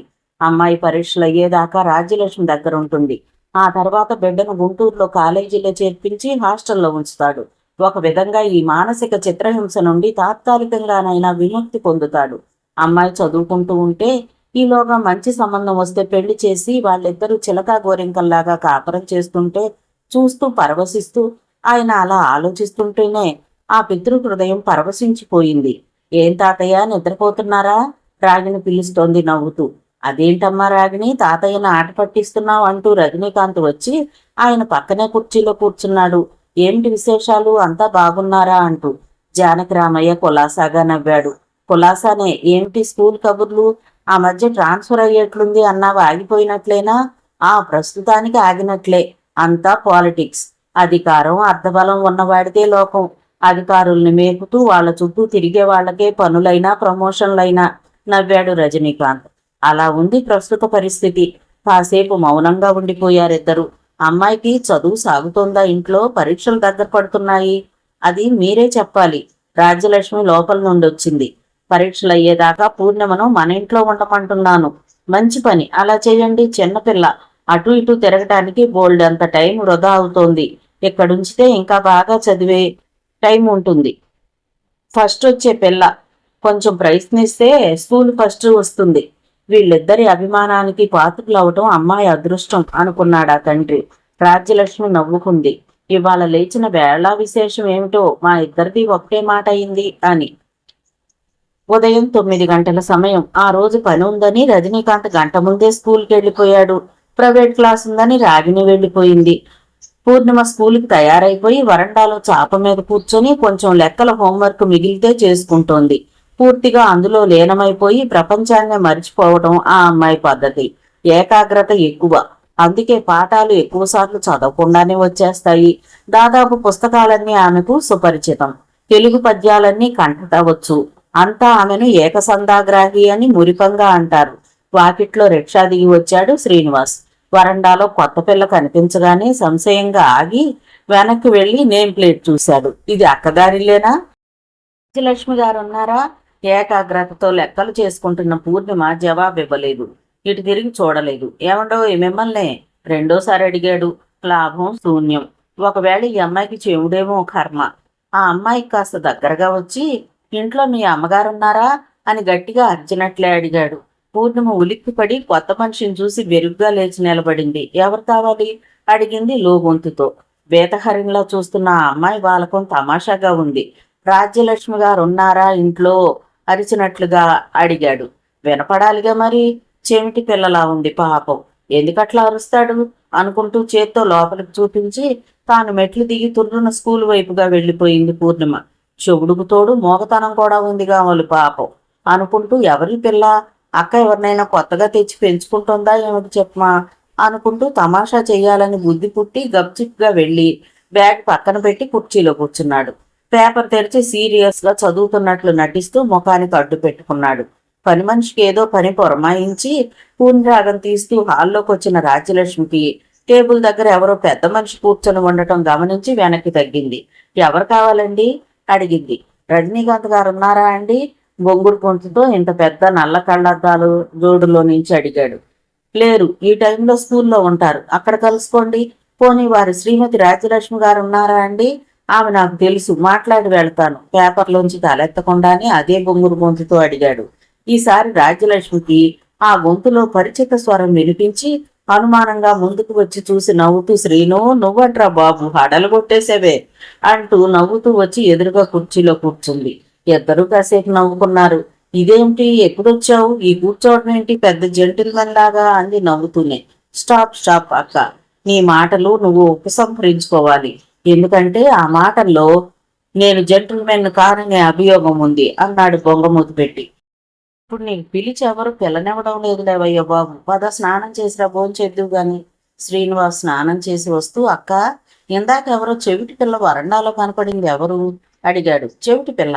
అలాంటి వాళ్ళు ఎవరు లేరే. మగపిల్ల కూడా అనుకుంటా. అదే సన్నగా పొడుగ్గా తెల్లగా పుస్తకాలు ముందేసుకుని. ఓహో, మన పూర్ణిమ సంగత. మన పూర్ణిమ ఎవరా పిల్ల? ఎప్పుడు పుట్టింది, ఎక్కడ పెరిగింది, ఎన్నాళ్ళు ఏమైంది, ఇప్పుడు ఎక్కడి నుంచి ఊడిపడింది?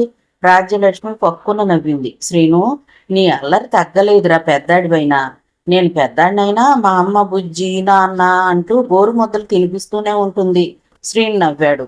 మా అక్క కూడా నన్ను బుజ్జి అని ముద్దుగా పిలుస్తుంది. రాజ్యలక్ష్మి నవ్వేస్తూ, సరేలే, రిజల్ట్స్ ఏమయ్యాయి, గ్రూప్ పూర్తయిందా లేదా?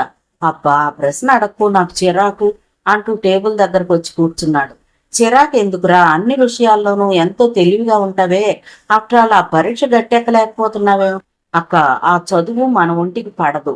ఏదో అమ్మ పోరు పడలేక పరీక్ష రాయడమే గాని అంటూ వంటింట్లోకి వచ్చి నేను వేయించిన కూర అంటూ అట్లకాడ పట్టుకున్నాడు. పప్పు రొప్పమన్నా నేను రెడీ, నువ్వు అలా కూర్చుని కబుర్లు చెప్పరా బాబు. చేసినంత ఫలం అంటూ నవ్వుతూ, చక్కగా వంట చేయటం వచ్చు నీకు. ఆ వచ్చే పిల్ల ఎవరో గాని సుఖపడుతుందిలే అంది. భలే దాని అక్క, నేను అందరికీ వంట చేసి పెడతానా ఏమిటి? ఏదో అక్కవని నీకు మాత్రమే చేసి పెడతా గాని. శ్రీనివాస్ హాయిగా మోహనంగా నవ్వుతాడు. ఆ అబ్బాయి వయసు 25 ఉండవు, 1-2 తక్కువేనేమో, కానీ 25 వాడిలా పుష్టిగా కనిపిస్తాడు. చక్కని రంగుతో మిసమిసలాడుతూ చేరడేసి కళ్లతో ఆకర్షణీయంగా కనిపిస్తాడు.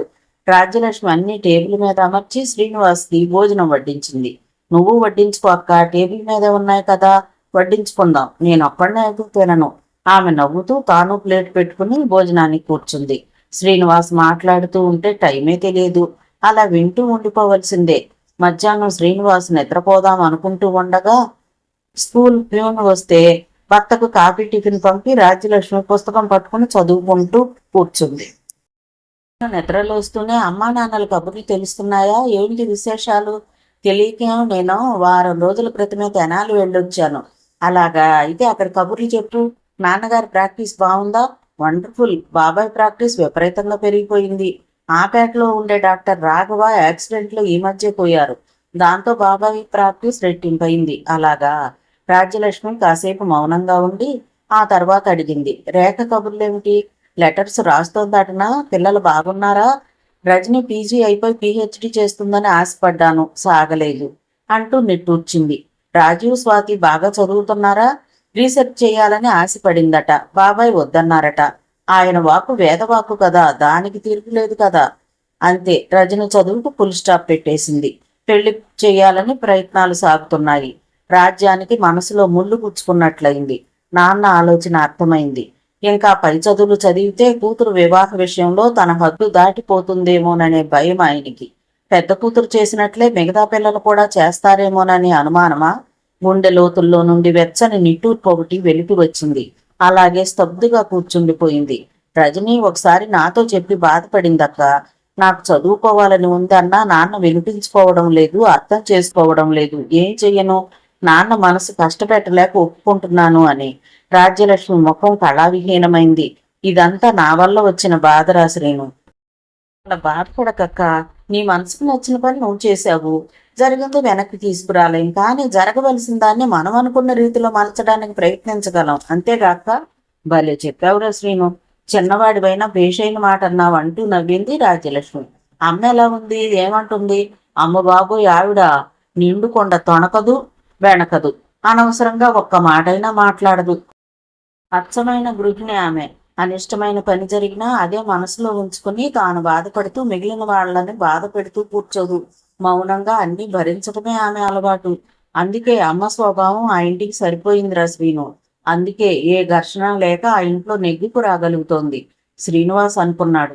ఆమెలో సంఘర్షణ ఉంది, కానీ పైకి చూపదు. సరిపెట్టుకున్నట్లు కనిపిస్తుంది, కానీ ఆవేదనకు లోనవుతూనే ఉంటుందని నాకనిపిస్తుంది. రాజ్యలక్ష్మి అలాగే అనుకుంది తల్లిని గురించి. తనది తల్లి పోలికేనేమో. తల్లి సంఘర్షణే తనకు కూడా ప్రాప్తించింది. కాసేపు మౌనంగా కూర్చున్నారిద్దరు. రాజ్యలక్ష్మి టీ తెచ్చింది. ఇద్దరూ టీ తాగుతూ మాట్లాడుకుంటున్నారు. పిన్ని నీకు పెళ్లి చేయాలనుకుంటోందట కదా. వాళ్ళు కుర్చీలో కూర్చున్న శ్రీనివాస్ టప్పిమని లేచి కూర్చున్నాడు. ఆ సంగతి నీ దాకా వచ్చిందా అన్నాడు. ఏరా బాబు, పెళ్లి చేసుకోవా ఏంటి కొంపతీసి? లేకపోతే నాకేం పెళ్ళక్క, అప్పుడే తాడు బొంగరం లేనివాడిని. అంత పెద్ద షాపు విజయవాడలో పెట్టుకుని పేద అరుపులు అరుస్తున్నావు. అవునులే, పెద్ద బిజినెస్ మ్యాన్ కదా. ఆ మధ్య ఓ సంబంధం వచ్చింది గంభీరంగా చెప్తున్నాడు శ్రీనివాస్. అలాగా? పిల్ల బాగుందా? అదేగా చెప్తున్నాను. కట్నం చాలా ఇస్తామన్నారు. అమ్మ కూడా హడావిడి చేసి పెళ్లి చూపులంటూ లాక్కెళ్ళింది. తేరా చూస్తే ఆ అమ్మాయి. నవ్వుతున్నాడు శ్రీనివాస్. ఏరా, పిల్ల బాగాలేదా? లేకే, శోర్పణకు చెల్లిలే అనుకో. రాజ్యలక్ష్మి నవ్వింది. ఒరే, నువ్వు మంచి అబ్బాయివని అనుకున్నాను. ఇలా ఆడపిల్లలకు పేర్లు పెట్టొచ్చా? జనతో బెదిరించింది. చూసిన ఆడపిల్లలందరికీ ఇలా పేర్లు పెడుతూ పోతే అసలు నీకు పెళ్ళవుతుందా? తప్పే అక్క అంటూ లెంపలు వేసుకున్నాడు శ్రీనివాస్. ఆ మాట నేను అనలేదక్క. అమ్మ అక్క అన్నారు. లేకపోతే నేను ఆ పిల్లని చేసుకునేవాడినే. అమాయకంగా మొఖం పెడుతూ అన్నాడు శ్రీనివాస్. చాలేరా బాబు నటన. శ్రీనివాస్ ఆ సాయంకాలం విజయవాడ వెళ్లిపోయాడు పనుందని.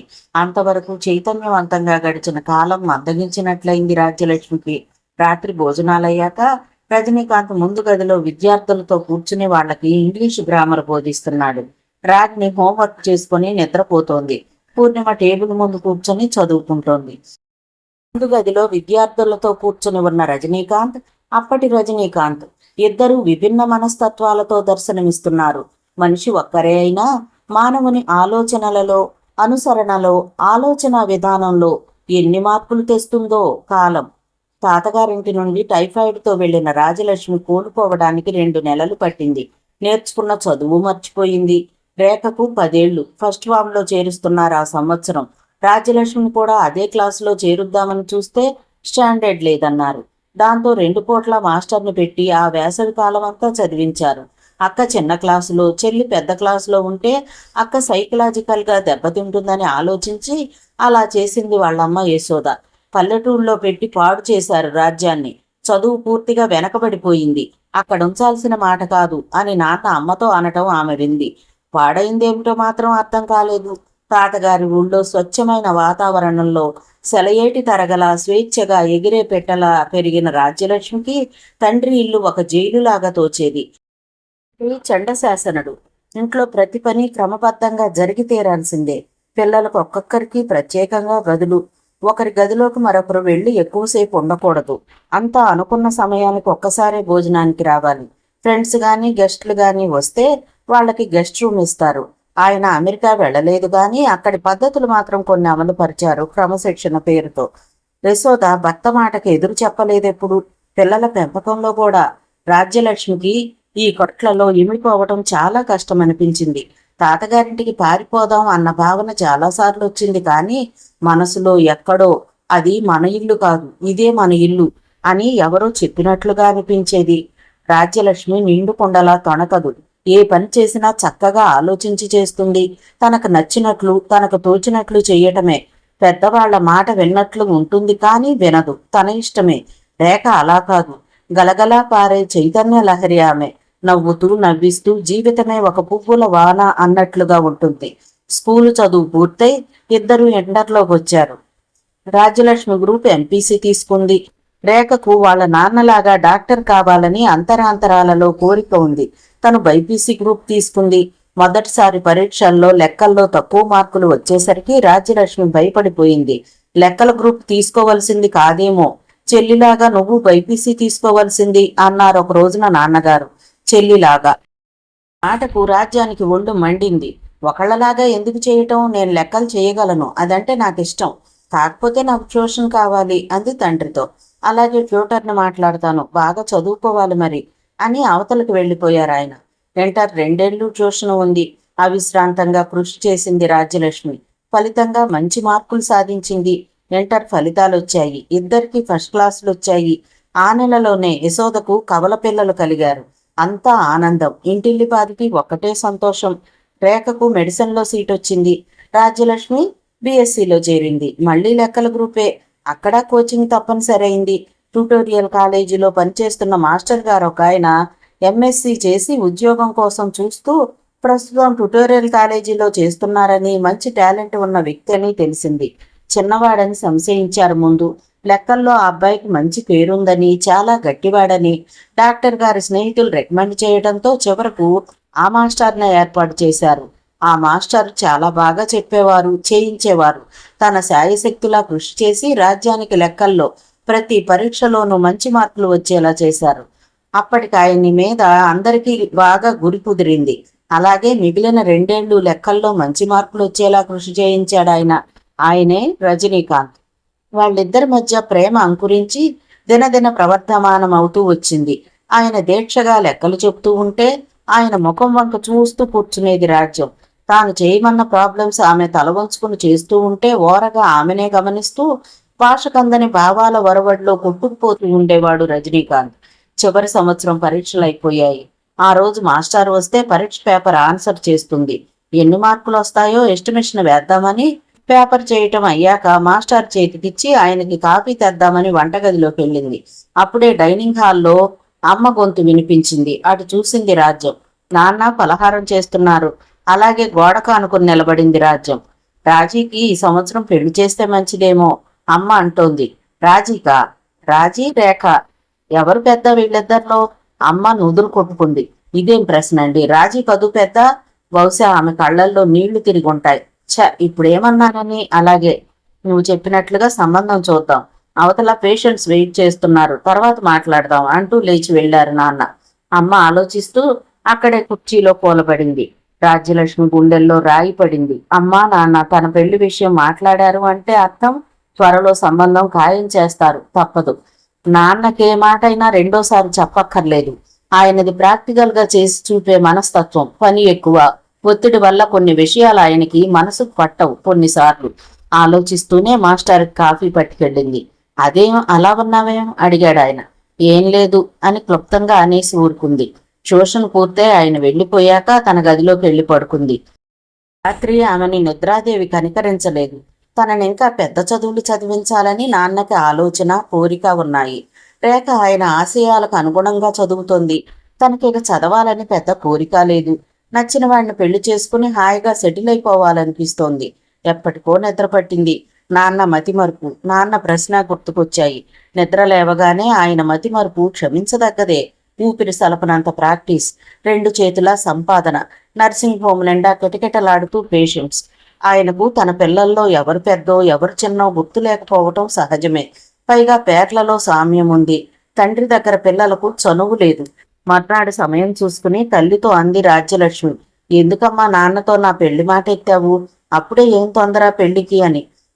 పిల్లలంతా ఆడపిల్లలే అవటం మూలాన యశోదకు కాస్త దిగులుగానే ఉండేది. చివర వాళ్ళు రాజీవ్, స్వాతి కమల పిల్లలు. రాజ్యానికి పెళ్లి చేసే వయసే. అంత మనసులో నీకేం తెలిసే, అమ్మ మనసు పిచ్చి తల్లి అనుకుంటూ నవ్వుకుందామె. మర్నాడు రేఖ చెప్పింది. ఆ రాత్రి నాన్నగారు అమ్మకు చెప్తుంటే తాను విన్నదట. రాజమండ్రి దగ్గర ఊరట పెళ్లివారిది. ఆ అబ్బాయి విశాఖలో ఇంజనీరింగ్ చదువుతున్నాడట. వాళ్ళు వచ్చే వారంలో పెళ్లి చూపులకు వస్తున్నారట. గుబిల్లు మంటున్న గుండెతో మౌనంగా వింది రాజ్యలక్ష్మి. రేఖ వంక మోగగా చూసింది. ఏ అక్క అలా ఉన్నావే, నీకు ఈ పెళ్లి ఇష్టం లేదా అంది రేఖ తెల్లబోతూ. మాస్టారు, పెళ్లి చూపులట అంది ఆ రోజు ట్యూషన్లో. రజనీకాంత్ నవ్వుతూ ఒకటే మాత్రం నచ్చలేదని చెప్పేయ్ అని సలహా ఇచ్చాడు. సరిగ్గా అలాగే చేసింది రాజ్యలక్ష్మి. పెళ్లి చూపులయ్యాక అమ్మ రాజ్యం, అబ్బాయి నీకు నచ్చాడా అని తల్లి అడిగితే తల అడ్డుగా తిప్పింది. చదువుకున్న వాడిలాగా లేడు గోణిగింది. నీకు నచ్చకపోతే ఎందుకే అని అంతటితో ఆ సంబంధాన్ని వదిలేశారు. రెండోసారి ఇంకో సంబంధం ఫైనల్ పరీక్షల ముందు వచ్చింది. అబ్బాయి మెడిసిన్ ఫైనల్ ఇయర్లో ఉన్నాడు. వాళ్ళది ఒంగోలు. డాక్టర్ గారి క్లాస్మేట్ అట వాళ్ళ నాన్న. పిల్ల మాకు తెలుసు, చూడక్కర్లేదు, ఈ సంబంధం మాకిష్టమే అన్నారట వాళ్ళు. అబ్బాయి అందగాడు, ఇంటిల్లిపాదికి ఆ కుటుంబంతో కాస్తో కూస్తో పరిచయం ఉంది. రాజ్యానికి తెలుసు వాళ్ళు. దాంతో రాజ్యలక్ష్మికి కంగారు పుట్టుకొచ్చింది. ఏం చెయ్యాలో పాలుపోలేదు. రజనీకాంత్తో చెప్పింది. నా తాపీగా ఏం భయం లేదులే రాజీ, గాబరా పడకు. పబ్లిక్ పరీక్షలు దగ్గర పడుతున్నాయి, చదువు మీద దృష్టి పెట్టి ముందు పెళ్లి విషయం తర్వాత ఆలోచిద్దాం అన్నాడు. ఒకరోజు మాస్టారు, కొంపలు అంటుకున్నాయండి, ఎల్లుండి ముహూర్తాలు పెట్టుకోవడానికి వస్తున్నారట. రజనీకాంత్ అదిరిపడ్డాడు. ఏం చేద్దాం రాజీ? రాజ్యలక్ష్మి నిబ్బరంగా చూస్తూ, మీరు మా నాన్నని అడగండి అంది. ఆయన పేలవంగా నవ్వాడు. నేను అడగగానే మీ నాన్న సంతోషంగా ఒప్పుకుని నిన్ను నాకిచ్చి పెళ్లి చేయడానికి నేనేమైనా డాక్టర్నా, ఇంజనీర్నా, ఆఫీస్ ర్యాంక్లో ఉన్నానా? పిచ్చి రాజీ, మన పెళ్లి జరగడం అసంభవం అంటూ ఒక్క నిమిషం మౌనంగా ఉండి, రాజ్యం అంటూ గోముగా పిలిచాడు. ఏమిటన్నట్టుగా కళ్ళెత్తి చూసిందామె. మీ నాన్నగారు నీ క్షేమం గురించి ఆలోచిస్తారు. ఏ తండ్రైనా తమ పిల్లలకు మంచి జీవితం ఇవ్వాలని ఆకాంక్షిస్తారు. నేను బ్రతకలేని బడిపంతుల్ని, పైగా నాకు బాధ్యతలున్నాయి. 2 చెల్లెళ్ళ పెళ్లిళ్లు చేయాలి, అమ్మా నాన్నని పోషించాలి. ఉన్న ఆస్తంతా అమ్మేసి వాళ్ళు నాకు చదువు చెప్పించారు. ఇలాంటి నన్ను చేసుకుని నువ్వేం సుఖపడతావు? బాగా ఆలోచించుకో. అతని ముఖంలోకి సూటిగా చూసింది రాజ్యలక్ష్మి. సరే, అలాగే, ఈ సంబంధం చేసుకుంటా, మీ మాట వింటాను. ఒక్క క్షణం రజనీకాంత్ ముఖం మాడిపోయినట్లయింది. బాధగా ముఖం పక్కకు తిప్పుకున్నాడు. రాజ్యలక్ష్మి పక్కున నవ్వింది. ఒక్క క్షణం నేనన్న మాట భరించలేకపోయారే, మీ మాట నేనెలా పాటిస్తాననుకున్నారు మాస్టారు? భలే సలహా ఇచ్చారండి. మిమ్మల్ని మనసారా కోరుకున్నందుకు భలే సలహా ఇస్తున్నారులేండి. నవ్వుతూనే అంతలోనే కన్నీళ్లు పెట్టుకుంది ఆమె. రాజీ, నా పిచ్చి రాజీ అంటూ ఆమె కన్నీళ్లు తుడిచాడు ప్రేమగా రజనీకాంత్. ప్లీజ్ ఏడవకు. రాజ్యం కళ్ళు తుడుచుకుని గంభీరంగా కూర్చుంది. రజనీకాంత్ చేతులు కట్టుకుని, నేనన్నమాట నిన్ను నొప్పిస్తే నాది తప్పే, క్షమించు, మరెప్పుడు అలా మాట్లాడను అన్నాడు సీరియస్గా ముఖం మార్చుకుని. అంటే ఊరుకునేదే లేదు, తర్జనతో బెదిరించిందామె. ముఖాన చిరునవ్వు, కళ్లల్లో ఆరని తడి. ఎండావాన మిశ్రమంగా ఉన్న ప్రకృతిలా ఉందామె. రజనీకాంత్ ఆమెనే చూస్తూ ఉండిపోయాడు పరవశంగా. ఈ ప్రేమరాణి తనకు దక్కుతుందా అనుకున్నాడు. రజని కాఫీ టిఫిన్లు పెట్టించుకొని వచ్చింది. వాళ్ల సంభాషణ ఆగిపోయింది అంతటితో. ముహూర్తాలు పెట్టుకున్నారు. లగ్నపత్రిక ఘనంగా వెళ్ళింది. రాజ్యలక్ష్మి గుండెల్లో రైళ్లు పెరిగెడుతున్నాయి. లోపల చాలా కంగారుగా ఉంది. 1,00,000 శంకలు, 1,000 అనుమానాలు. రజనీకాంత్ రాగానే జరిగిన సంగతి చెప్పి ఏం చేద్దాం చెప్పండి అని అడిగింది సీరియస్గా. ఇద్దరూ కలిసి ఆలోచించారు, పథకాలు వేశారు. ఏదీ తెగలేదు. ఎక్కడికైనా వెళ్ళి పెళ్లి చేసుకుందాం అన్నాడు. ప్రేమించిన పడతి సన్నిధిలో ఆయనకు యుక్తాయుక్తాలు తెలియలేదు. వేరే ఊరు వెళ్ళిపోదామని ఆయన ఉద్దేశం. రాజ్యలక్ష్మి తల అడ్డుగా తిప్పింది. అమ్మ బాబోయ్, పెళ్లి అవ్వకుండా నేను వేరే ఊరికి రాను. ఇక్కడే గుళ్ళో పెళ్లి చేసుకుని ఇంటికి వద్దాం. మీ నాన్నగారు పసిగడితే మన పెళ్లి జరగదు. ఆయన సింకించాడు. లోపల భయంగానూ ఉంది. ప్రేయస్ని వదులుకోనే ఆలోచన లేదు. ఎలాగైనా తమ పెళ్లి జరగాలి. కానీ ఎలా ఎలా? తర్వాత డాక్టర్ గారి ఇంటి ముందుకు వచ్చి ఆగిన కారులో నుండి ఇద్దరు కిందకు దిగారు. బయట పెళ్లి పందిరేస్తున్నారు. హాల్లో కూర్చుని బంధుమిత్రులతో ఏదో నవ్వుతూ చర్చిస్తున్నారు డాక్టర్ గారు. ఆ ఇంట్లో జరగబోతున్న మొదటి శుభకార్యం అది. అందుకని చాలా ఉత్సాహంగా ఉంది అందరికీ. మెడలో పూలమాలలతో చెయ్యి కలుపుకుని వచ్చిన ఆ జంటను చూసి అందరూ అవాక్కై నిలబడిపోయారు. తల్లి యశోదకు అసలే నరాల బలహీనత. ఆమెకు విషయం అర్థమై నిలువు గుడ్లు పడ్డాయి. మతి చెల్లించిన దానిలా చూస్తోంది. నోటి నుండి ఒక్క ముక్క రాలేదు. ఆ తర్వాత హిస్టీరియా వచ్చిన దానిలా బిగుసుకుపోయింది. వాతావరణం ఒక్కసారిగా స్తంభించిపోయింది. అప్పుడు శశిరేఖ పిన్న అక్కడే ఉంది. పెళ్లిలో యశోదకు సాయం వండటానికి 3 రోజుల ముందే వచ్చింది ఆవిడ. ఆమె కాసేపు తటపటాయించింది. ఆ తర్వాత రజనీకాంత్ను కూర్చోబెట్టి రాజ్యాన్ని గదిలోకి తీసుకెళ్ళింది. ఏంటమ్మా రాజ్యం, ఇలా చేశావు? కనీసం నాతో అయినా చెప్పొచ్చు కదా. రాజ్యలక్ష్మికి కళ్ళ నీళ్లు చింపిల్లుతున్నాయి. ఏదో మొండి ధైర్యంతో ఇలా చేసింది. అయినా వీళ్ళంతా ఎందుకింత బాధపడతారు? ఏదో కొంపలు మునిగిపోయినట్లు, పెద్ద కష్టం వచ్చినట్లు ఏంటిదంతా? తనకిష్టమైన వాడిని తను చేసుకుంది. పెళ్లికి లగ్నాలు పెట్టుకుంటూ అమ్మా నీకిష్టమేనా ఈ సంబంధం అని కూడా అడగలేదే. ఏమిటో పిన్ని, అంతా తలవని తలంపుగా జరిగిపోయింది. ఇష్టమైన వాడిని నేను చేసుకునే స్వాతంత్రం నాకు లేదన్నట్లుగా ప్రవర్తిస్తున్నారే వీళ్ళంతా. అమ్మా నాన్న ఆశీర్వదించకపోయినా నువ్వైనా మమ్మల్ని ఆశీర్వదించు పిన్ని అంటూ వంగి ఆమె కాళ్ళకి నమస్కారం చేసింది రాజ్యలక్ష్మి. కలకాలం సుఖంగా సంతోషంగా పెళ్ళా పాపలతో వర్తిల్లి రాజీ.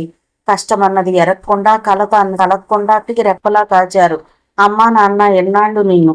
నీ జీవితం ఆనందమయం కావాలనే వాళ్ళ కోరిక తల్లి. వెన్నుకున్న మార్గంలో నీకు అన్ని సుఖ సంతోషాలు లభ్యం కావాలని దీవిస్తున్నా తల్లి అంటూ రాజ్యలక్ష్మిని దగ్గరకు తీసుకుంది. చెల్లెళ్ళు చిన్ని తమ్ముడు నివ్వెరపోతూ ఏం మాట్లాడాలో తెలియక చూస్తున్నారు. వస్తాను పిన్ని, ఈ పరిస్థితి చూసి ఆయన నొచ్చుకోవచ్చు, మరి మేము వెళ్ళొస్తాం ఉండమ్మా అంటూ శశిరేఖ గబగబా రాజ్యం గదిలోకి వెళ్ళి ఆమె బట్టల సూట్ కేసు సర్దింది. రాజ్యాన్ని పిలిచి బొట్టు పెట్టి ఆమెకని కొన్న చీరలు జాకెట్లు చేతిలో పెట్టింది. తన పర్సు నుండి డబ్బు తీసి ఉంచమ్మా రాజ్యం అంటూ ఆమె చేతికి అందించింది. వద్దు పిన్ని, కాదు, నువ్వు ఇబ్బంది పడకూడదు. నీకు ఇష్టమైన పెళ్లి చేసుకున్నావు. వివాహాలు స్వర్గంలో నిర్ణయింపబడతాయట. పెద్దవాళ్ల కోపం ఎన్నాళ్ళో ఉండదు. అంతా సుఖంగా ముగుస్తుంది. క్షేమంగా వెళ్ళిరండి. చిన్నబోయిన ముఖంతో ఏదో నేరం చేసిన భావనతో కూర్చున్నాడు రజనీకాంత్. జరిగిన అవమానం గుండెల్ని మండిస్తోంది. రాజ్యలక్ష్మి వెనక్గా శశిరేఖ వచ్చారు. వస్తాం పిన్ని అంది రాజ్యలక్ష్మి. ఇద్దరూ శశిరేఖమ్మ గారికి నమస్కారం చేశారు. క్షేమంగా వెళ్ళిరండి బాబు. అనుకోని సంఘటన జరిగేసరికి వాళ్ళు షాక్కి లోనయ్యారు. అంతే అందావిడ. రండి వెళదాం. అతని చెయ్యి పుచ్చుకుని రాజ్యలక్ష్మి ముందుకు నడిచింది. జీవితంలోకి, తాము కట్టుకున్న స్వప్న లోకంలోకి, అనుభవ సారంలోకి, కోరుకున్న వ్యక్తితో కలిసి చెయ్యబోయే కాపురంలోకి. రజనీకాంత్ వాళ్ళది విజయవాడ దగ్గరున్న పల్లెటూరు. తల్లి తండ్రి ఉన్నారు. 3 ఆడపిల్లలు. కుటుంబం పెద్దదే. కాస్తో కూస్తో పొలం ఉంది. తండ్రి వ్యవసాయం చేస్తాడు. పెద్దవాడు రజనీకాంత్. పెద్ద చెల్లెలు ఆదిలక్ష్మి. పెళ్ళయింది. ఆ ఊరే. మేనమామకిచ్చి చేశారు పెళ్లి. మీ వాళ్ళేమంటారో అంది రాజ్యలక్ష్మి సంశయంగా. కొడుకు పెద్ద చదువులు చదివాడు. దండిగా కట్నం వస్తుంది. ఆ కట్నంతో 2 ఆడపిల్లలకు పెళ్లిళ్ళు చేయొచ్చంటూ ఆశపడేది తల్లి కమలమ్మ. కారు దిగొస్తున్న కొడుకు వెనక్గా తల వంచుకుని నడిచొస్తున్న కొత్త పిల్లను చూడగానే విషయం అర్థమై ఆమె నివ్వెరపోయింది. ఇద్దరూ వచ్చి కాళ్ళకి నమస్కారం చేస్తుంటే స్థాణువైపోయి అలాగే విరుచుకు పడిపోయింది ఆవిడ. ఆమెకి హిస్టీరియా ఉంది. తనకు అయిష్టమైన పని జరిగినప్పుడు ఆమెకు ఫిట్స్ లాగా వస్తుంది. ఆ తరువాత గంటకు గాని ఆమెకు తెలివి రాదు. అంతా కంగారు పడి ఆమె చుట్టూ మూగిపోయారు. రజనీకాంత్ ముఖం లానమైంది. రాజ్యలక్ష్మి వెరుగ్గా చూస్తుండిపోయింది. తాము చేసిన పని అంత అనుచితమైనదా? ఇంతమందిని పెట్టవలసినంత కాని పని తామేం చేశారు? ఎందుకిలా జరుగుతోంది? ఆమె మనసు వికలమైపోయింది. అప్పుడే పొలం నుండి వచ్చాడు తండ్రి దశరథ రామయ్య. ఆయనకు విషయం అర్థమైంది. రజనీకాంత్ తండ్రి వంక తదేకంగా చూస్తున్నాడు. ఆయన వెంటనే స్పందించాడు. భాను అంటూ చిన్న కూతుర్ని దగ్గరకు పిలిచి, అక్కేది, మీ ఇద్దరు అమ్మని తీసుకెళ్లి లోపల పడుకోబెట్టండి అంటూ చెప్పి రాజ్యలక్ష్మి వైపు తిరిగి రామ్మరా లోపలికి అంటూ ఆహ్వానించాడు. అదేమిట్రా బాబు, అమ్మాయిని బయటే నిలబెట్టావు, లోపలికి తీసుకురా అన్నాడు కొడుకుతో. రాజ్యలక్ష్మి రజనీకాంత్ లోపలికి వచ్చారు. అమ్మా, లక్ష్మీదేవిలాగా గుమ్మంలోకి వచ్చావు తల్లి. మీ అత్తయ్య చేష్టలకు భయపడకు. దానికి కోపం ఎక్కువ, ఆవేశపడుతుంది. తను అనుకున్న దానికి కించిత్ తేడా వచ్చినా ఆ ఆశాభంగానికి ఆమె తట్టుకోలేదు. నీకు ఈ సంగతి ముందుగానే చెప్తున్నానమ్మా. ముందు ముందు నీవు మనసు కష్టపెట్టుకోకుండా అంటూ నవ్వాడాయన. నవ్వు ప్రశాంతంగా అనిపించింది రాజ్యలక్ష్మికి. నాన్న, నువ్వైనా మమ్మల్ని దీవించు అన్నాడు రజనీకాంత్. ఇద్దరూ ఆయన పాదాలకు నమస్కరించారు. ఆయన దీవించారు. చల్లగా పిల్లా పాపలతో చిరకాలం వర్ధిల్లండి అంటూ. రాజ్యలక్ష్మికి గుండెల్లో కంగారు ఇంకా తగ్గలేదు. ఇందరిని కలవరపెట్టి బాధ పెట్టి ఈ పెళ్లికి తొందరపడి పొరపాటు చేశామా అన్న ప్రశ్న మెదడును తొలుస్తోంది. పుట్టింట్లో అలా, అత్తింట్లో ఇలా. ఎక్కడుంది లోపం? ఒక స్త్రీ పురుషుడు ప్రేమించుకుని పెళ్లాడే వ్యవహారంలో ఎన్ని విషయాలు అంతర్లీనంగా ఉన్నాయి. పెద్దల ఆమోదముద్ర లేని పెళ్లికి ఇన్ని అవరోధాలు ఆటంకాలునా? తాను పెద్దలతో చెప్పవలసింది. చెబితే ఒప్పుకునేవారా? కనీసం రజనీకాంత్ వాళ్ళకి ఎందుకు చెప్పలేదు? రాజ్యలక్ష్మి ఏరి కోరుకున్న జీవితం ఇది. మేరు నగం లాంటి గంభీరుడైన తండ్రిని ఎదుర్కొని తన వ్యక్తిత్వాన్ని నిలుపుకొని తన జీవితాన్ని తాను కోరుకున్న రీతిలో మలుచుకోవాలని ప్రయత్నించింది. ఏంట్రా బాబు, ఇదేమిట్రా ఉరుములేని పిడుగులా ఎలా చేశావు? నాతో ఒక్క మాట అయినా చెప్పలేదేం నాయనా అన్నాడు తండ్రి. రజనీకాంత్ తండ్రి 2 చేతులు పుచ్చుకుని, నాన్న, అనుకోకుండా అలా జరిగిపోయింది, నన్ను క్షమించు నాన్న, చెప్పే వ్యవధి లేకపోయింది. ఆయన ఒక్క నిమిషం మౌనంగా ఉన్నారు. అంతా విధి, మన చేతిలో ఏముందయ్యా అంటూ నిర్వేదం వెలిబుచ్చాడాయన. ఆయన కళ్ల ముందు తరిగిపోతున్న తన పొలాలు కనిపిస్తున్నాయి. శక్తి తగ్గిపోతున్న తన ఆరోగ్యం గుర్తుకొస్తోంది. పెళ్లికి ఎదిగిన 2 ఆడపిల్లలు కనిపిస్తున్నారు. అయినా తమాయించుకున్నాడు. బాబు, అమ్మాయిది ఏ ఊరు, ఎవరమ్మాయి అంటూ అడిగాడు. తెనాలిలో రామచంద్రరావు గారని పెద్ద డాక్టర్ ఆయన, వారి అమ్మాయి ఈమె, నా స్టూడెంటు. రామచంద్రరావు గారా? ఆయన కళ్ళు ఆశ్చర్యంతో పెద్దవయ్యాయి. లెక్కపాటు ఆశ్చర్యం, ఆనందం ఆయన కళ్లల్లో మెరిసింది. ఆ డాక్టర్ గారి పేరు ఎరగని వాళ్ళు ఆ చుట్టుపక్కల లేరు. మంచి హస్తవాసి గల డాక్టర్, బాగా ధనవంతుడు, ఊళ్ళో లీడింగ్ డాక్టర్ ఆయన. రజనీకాంత్ కంఠంలో ఉత్సాహం ఉంది. అది సరే, ఆయన పెళ్లికి ఒప్పుకోలేదా? మీరు అసలు ఆయనకి చెప్పలేదా అనుమానంగా అడిగాడు. రజనీకాంత్ తల అడ్డుగా తిప్పాడు. ముందు తెలియదు, పెళ్లి చేసుకుని వెళ్ళాం అక్కడికి కానీ అంటూ ఆగిపోయాడు. అక్కడేం జరిగిందో కొడుకు చెప్పకుండానే తండ్రి గ్రహించాడు. తొందరపడ్డారు బాబు అని ఊరుకున్నాడు, అంతే. అంత నిరాశలోనూ ఆశనే చూశాడా తండ్రి. కొడుకు బేద పిల్లను చేసుకుని తీసుకురాలేదు. పొలం తక్కువ పిల్ల కాదు, ఒక ఉన్నత వంశ సంజాతనే, ఒక కలిగినింటి పిల్లనే చేసుకున్నాడు. ఆయన మనసుకి కాస్త స్వాంతన కలిగింది. ఆయన పల్లెటూరు మనిషి, కులాల పట్టింపులు ఎక్కువగా ఉన్న సంఘంలోని వాడు. మరి నెమ్మదిగా భార్య ఉన్న గదిలోకి వెళ్ళాడు. ఆమె మంచం మీద అటు తిరిగి పడుకొని ఏడుస్తోంది. రజనీకాంత్ కూడా తండ్రి వెనకే వచ్చాడు. కొడుకొచ్చిన అలికిడి విని ఆమె స్వరం ఇంకా పెంచింది. రజనీకాంత్ అసహనంగా అన్నాడు, ఎందుకిలా ఏడుస్తున్నావు? నేనేం కాని పని చేశానని రాద్ధాంతం? తల్లి కళ్ళెత్తి చూసింది, లేచి కూర్చుంది. కాని పనిగాక గొప్ప పని అంటావురా దీన్ని? తల్లి తండ్రి చనిపోయారనుకున్నావా? ఒరే, ఈ 2 ఆడపిల్లల పెళ్లిళ్ళు చేసి నువ్వు చేసుకుంటే ఎంతో సంతోషించేదాన్ని. ఎలా చేయగలవురా ఇప్పుడు ఈ ఆడపిల్లల పెళ్లిళ్ళు? అందుకే అన్నారా బాబు, అడ్డాలనాడు బిడ్డలు గాని గడ్డాలనాడు బిడ్డలు కాదని.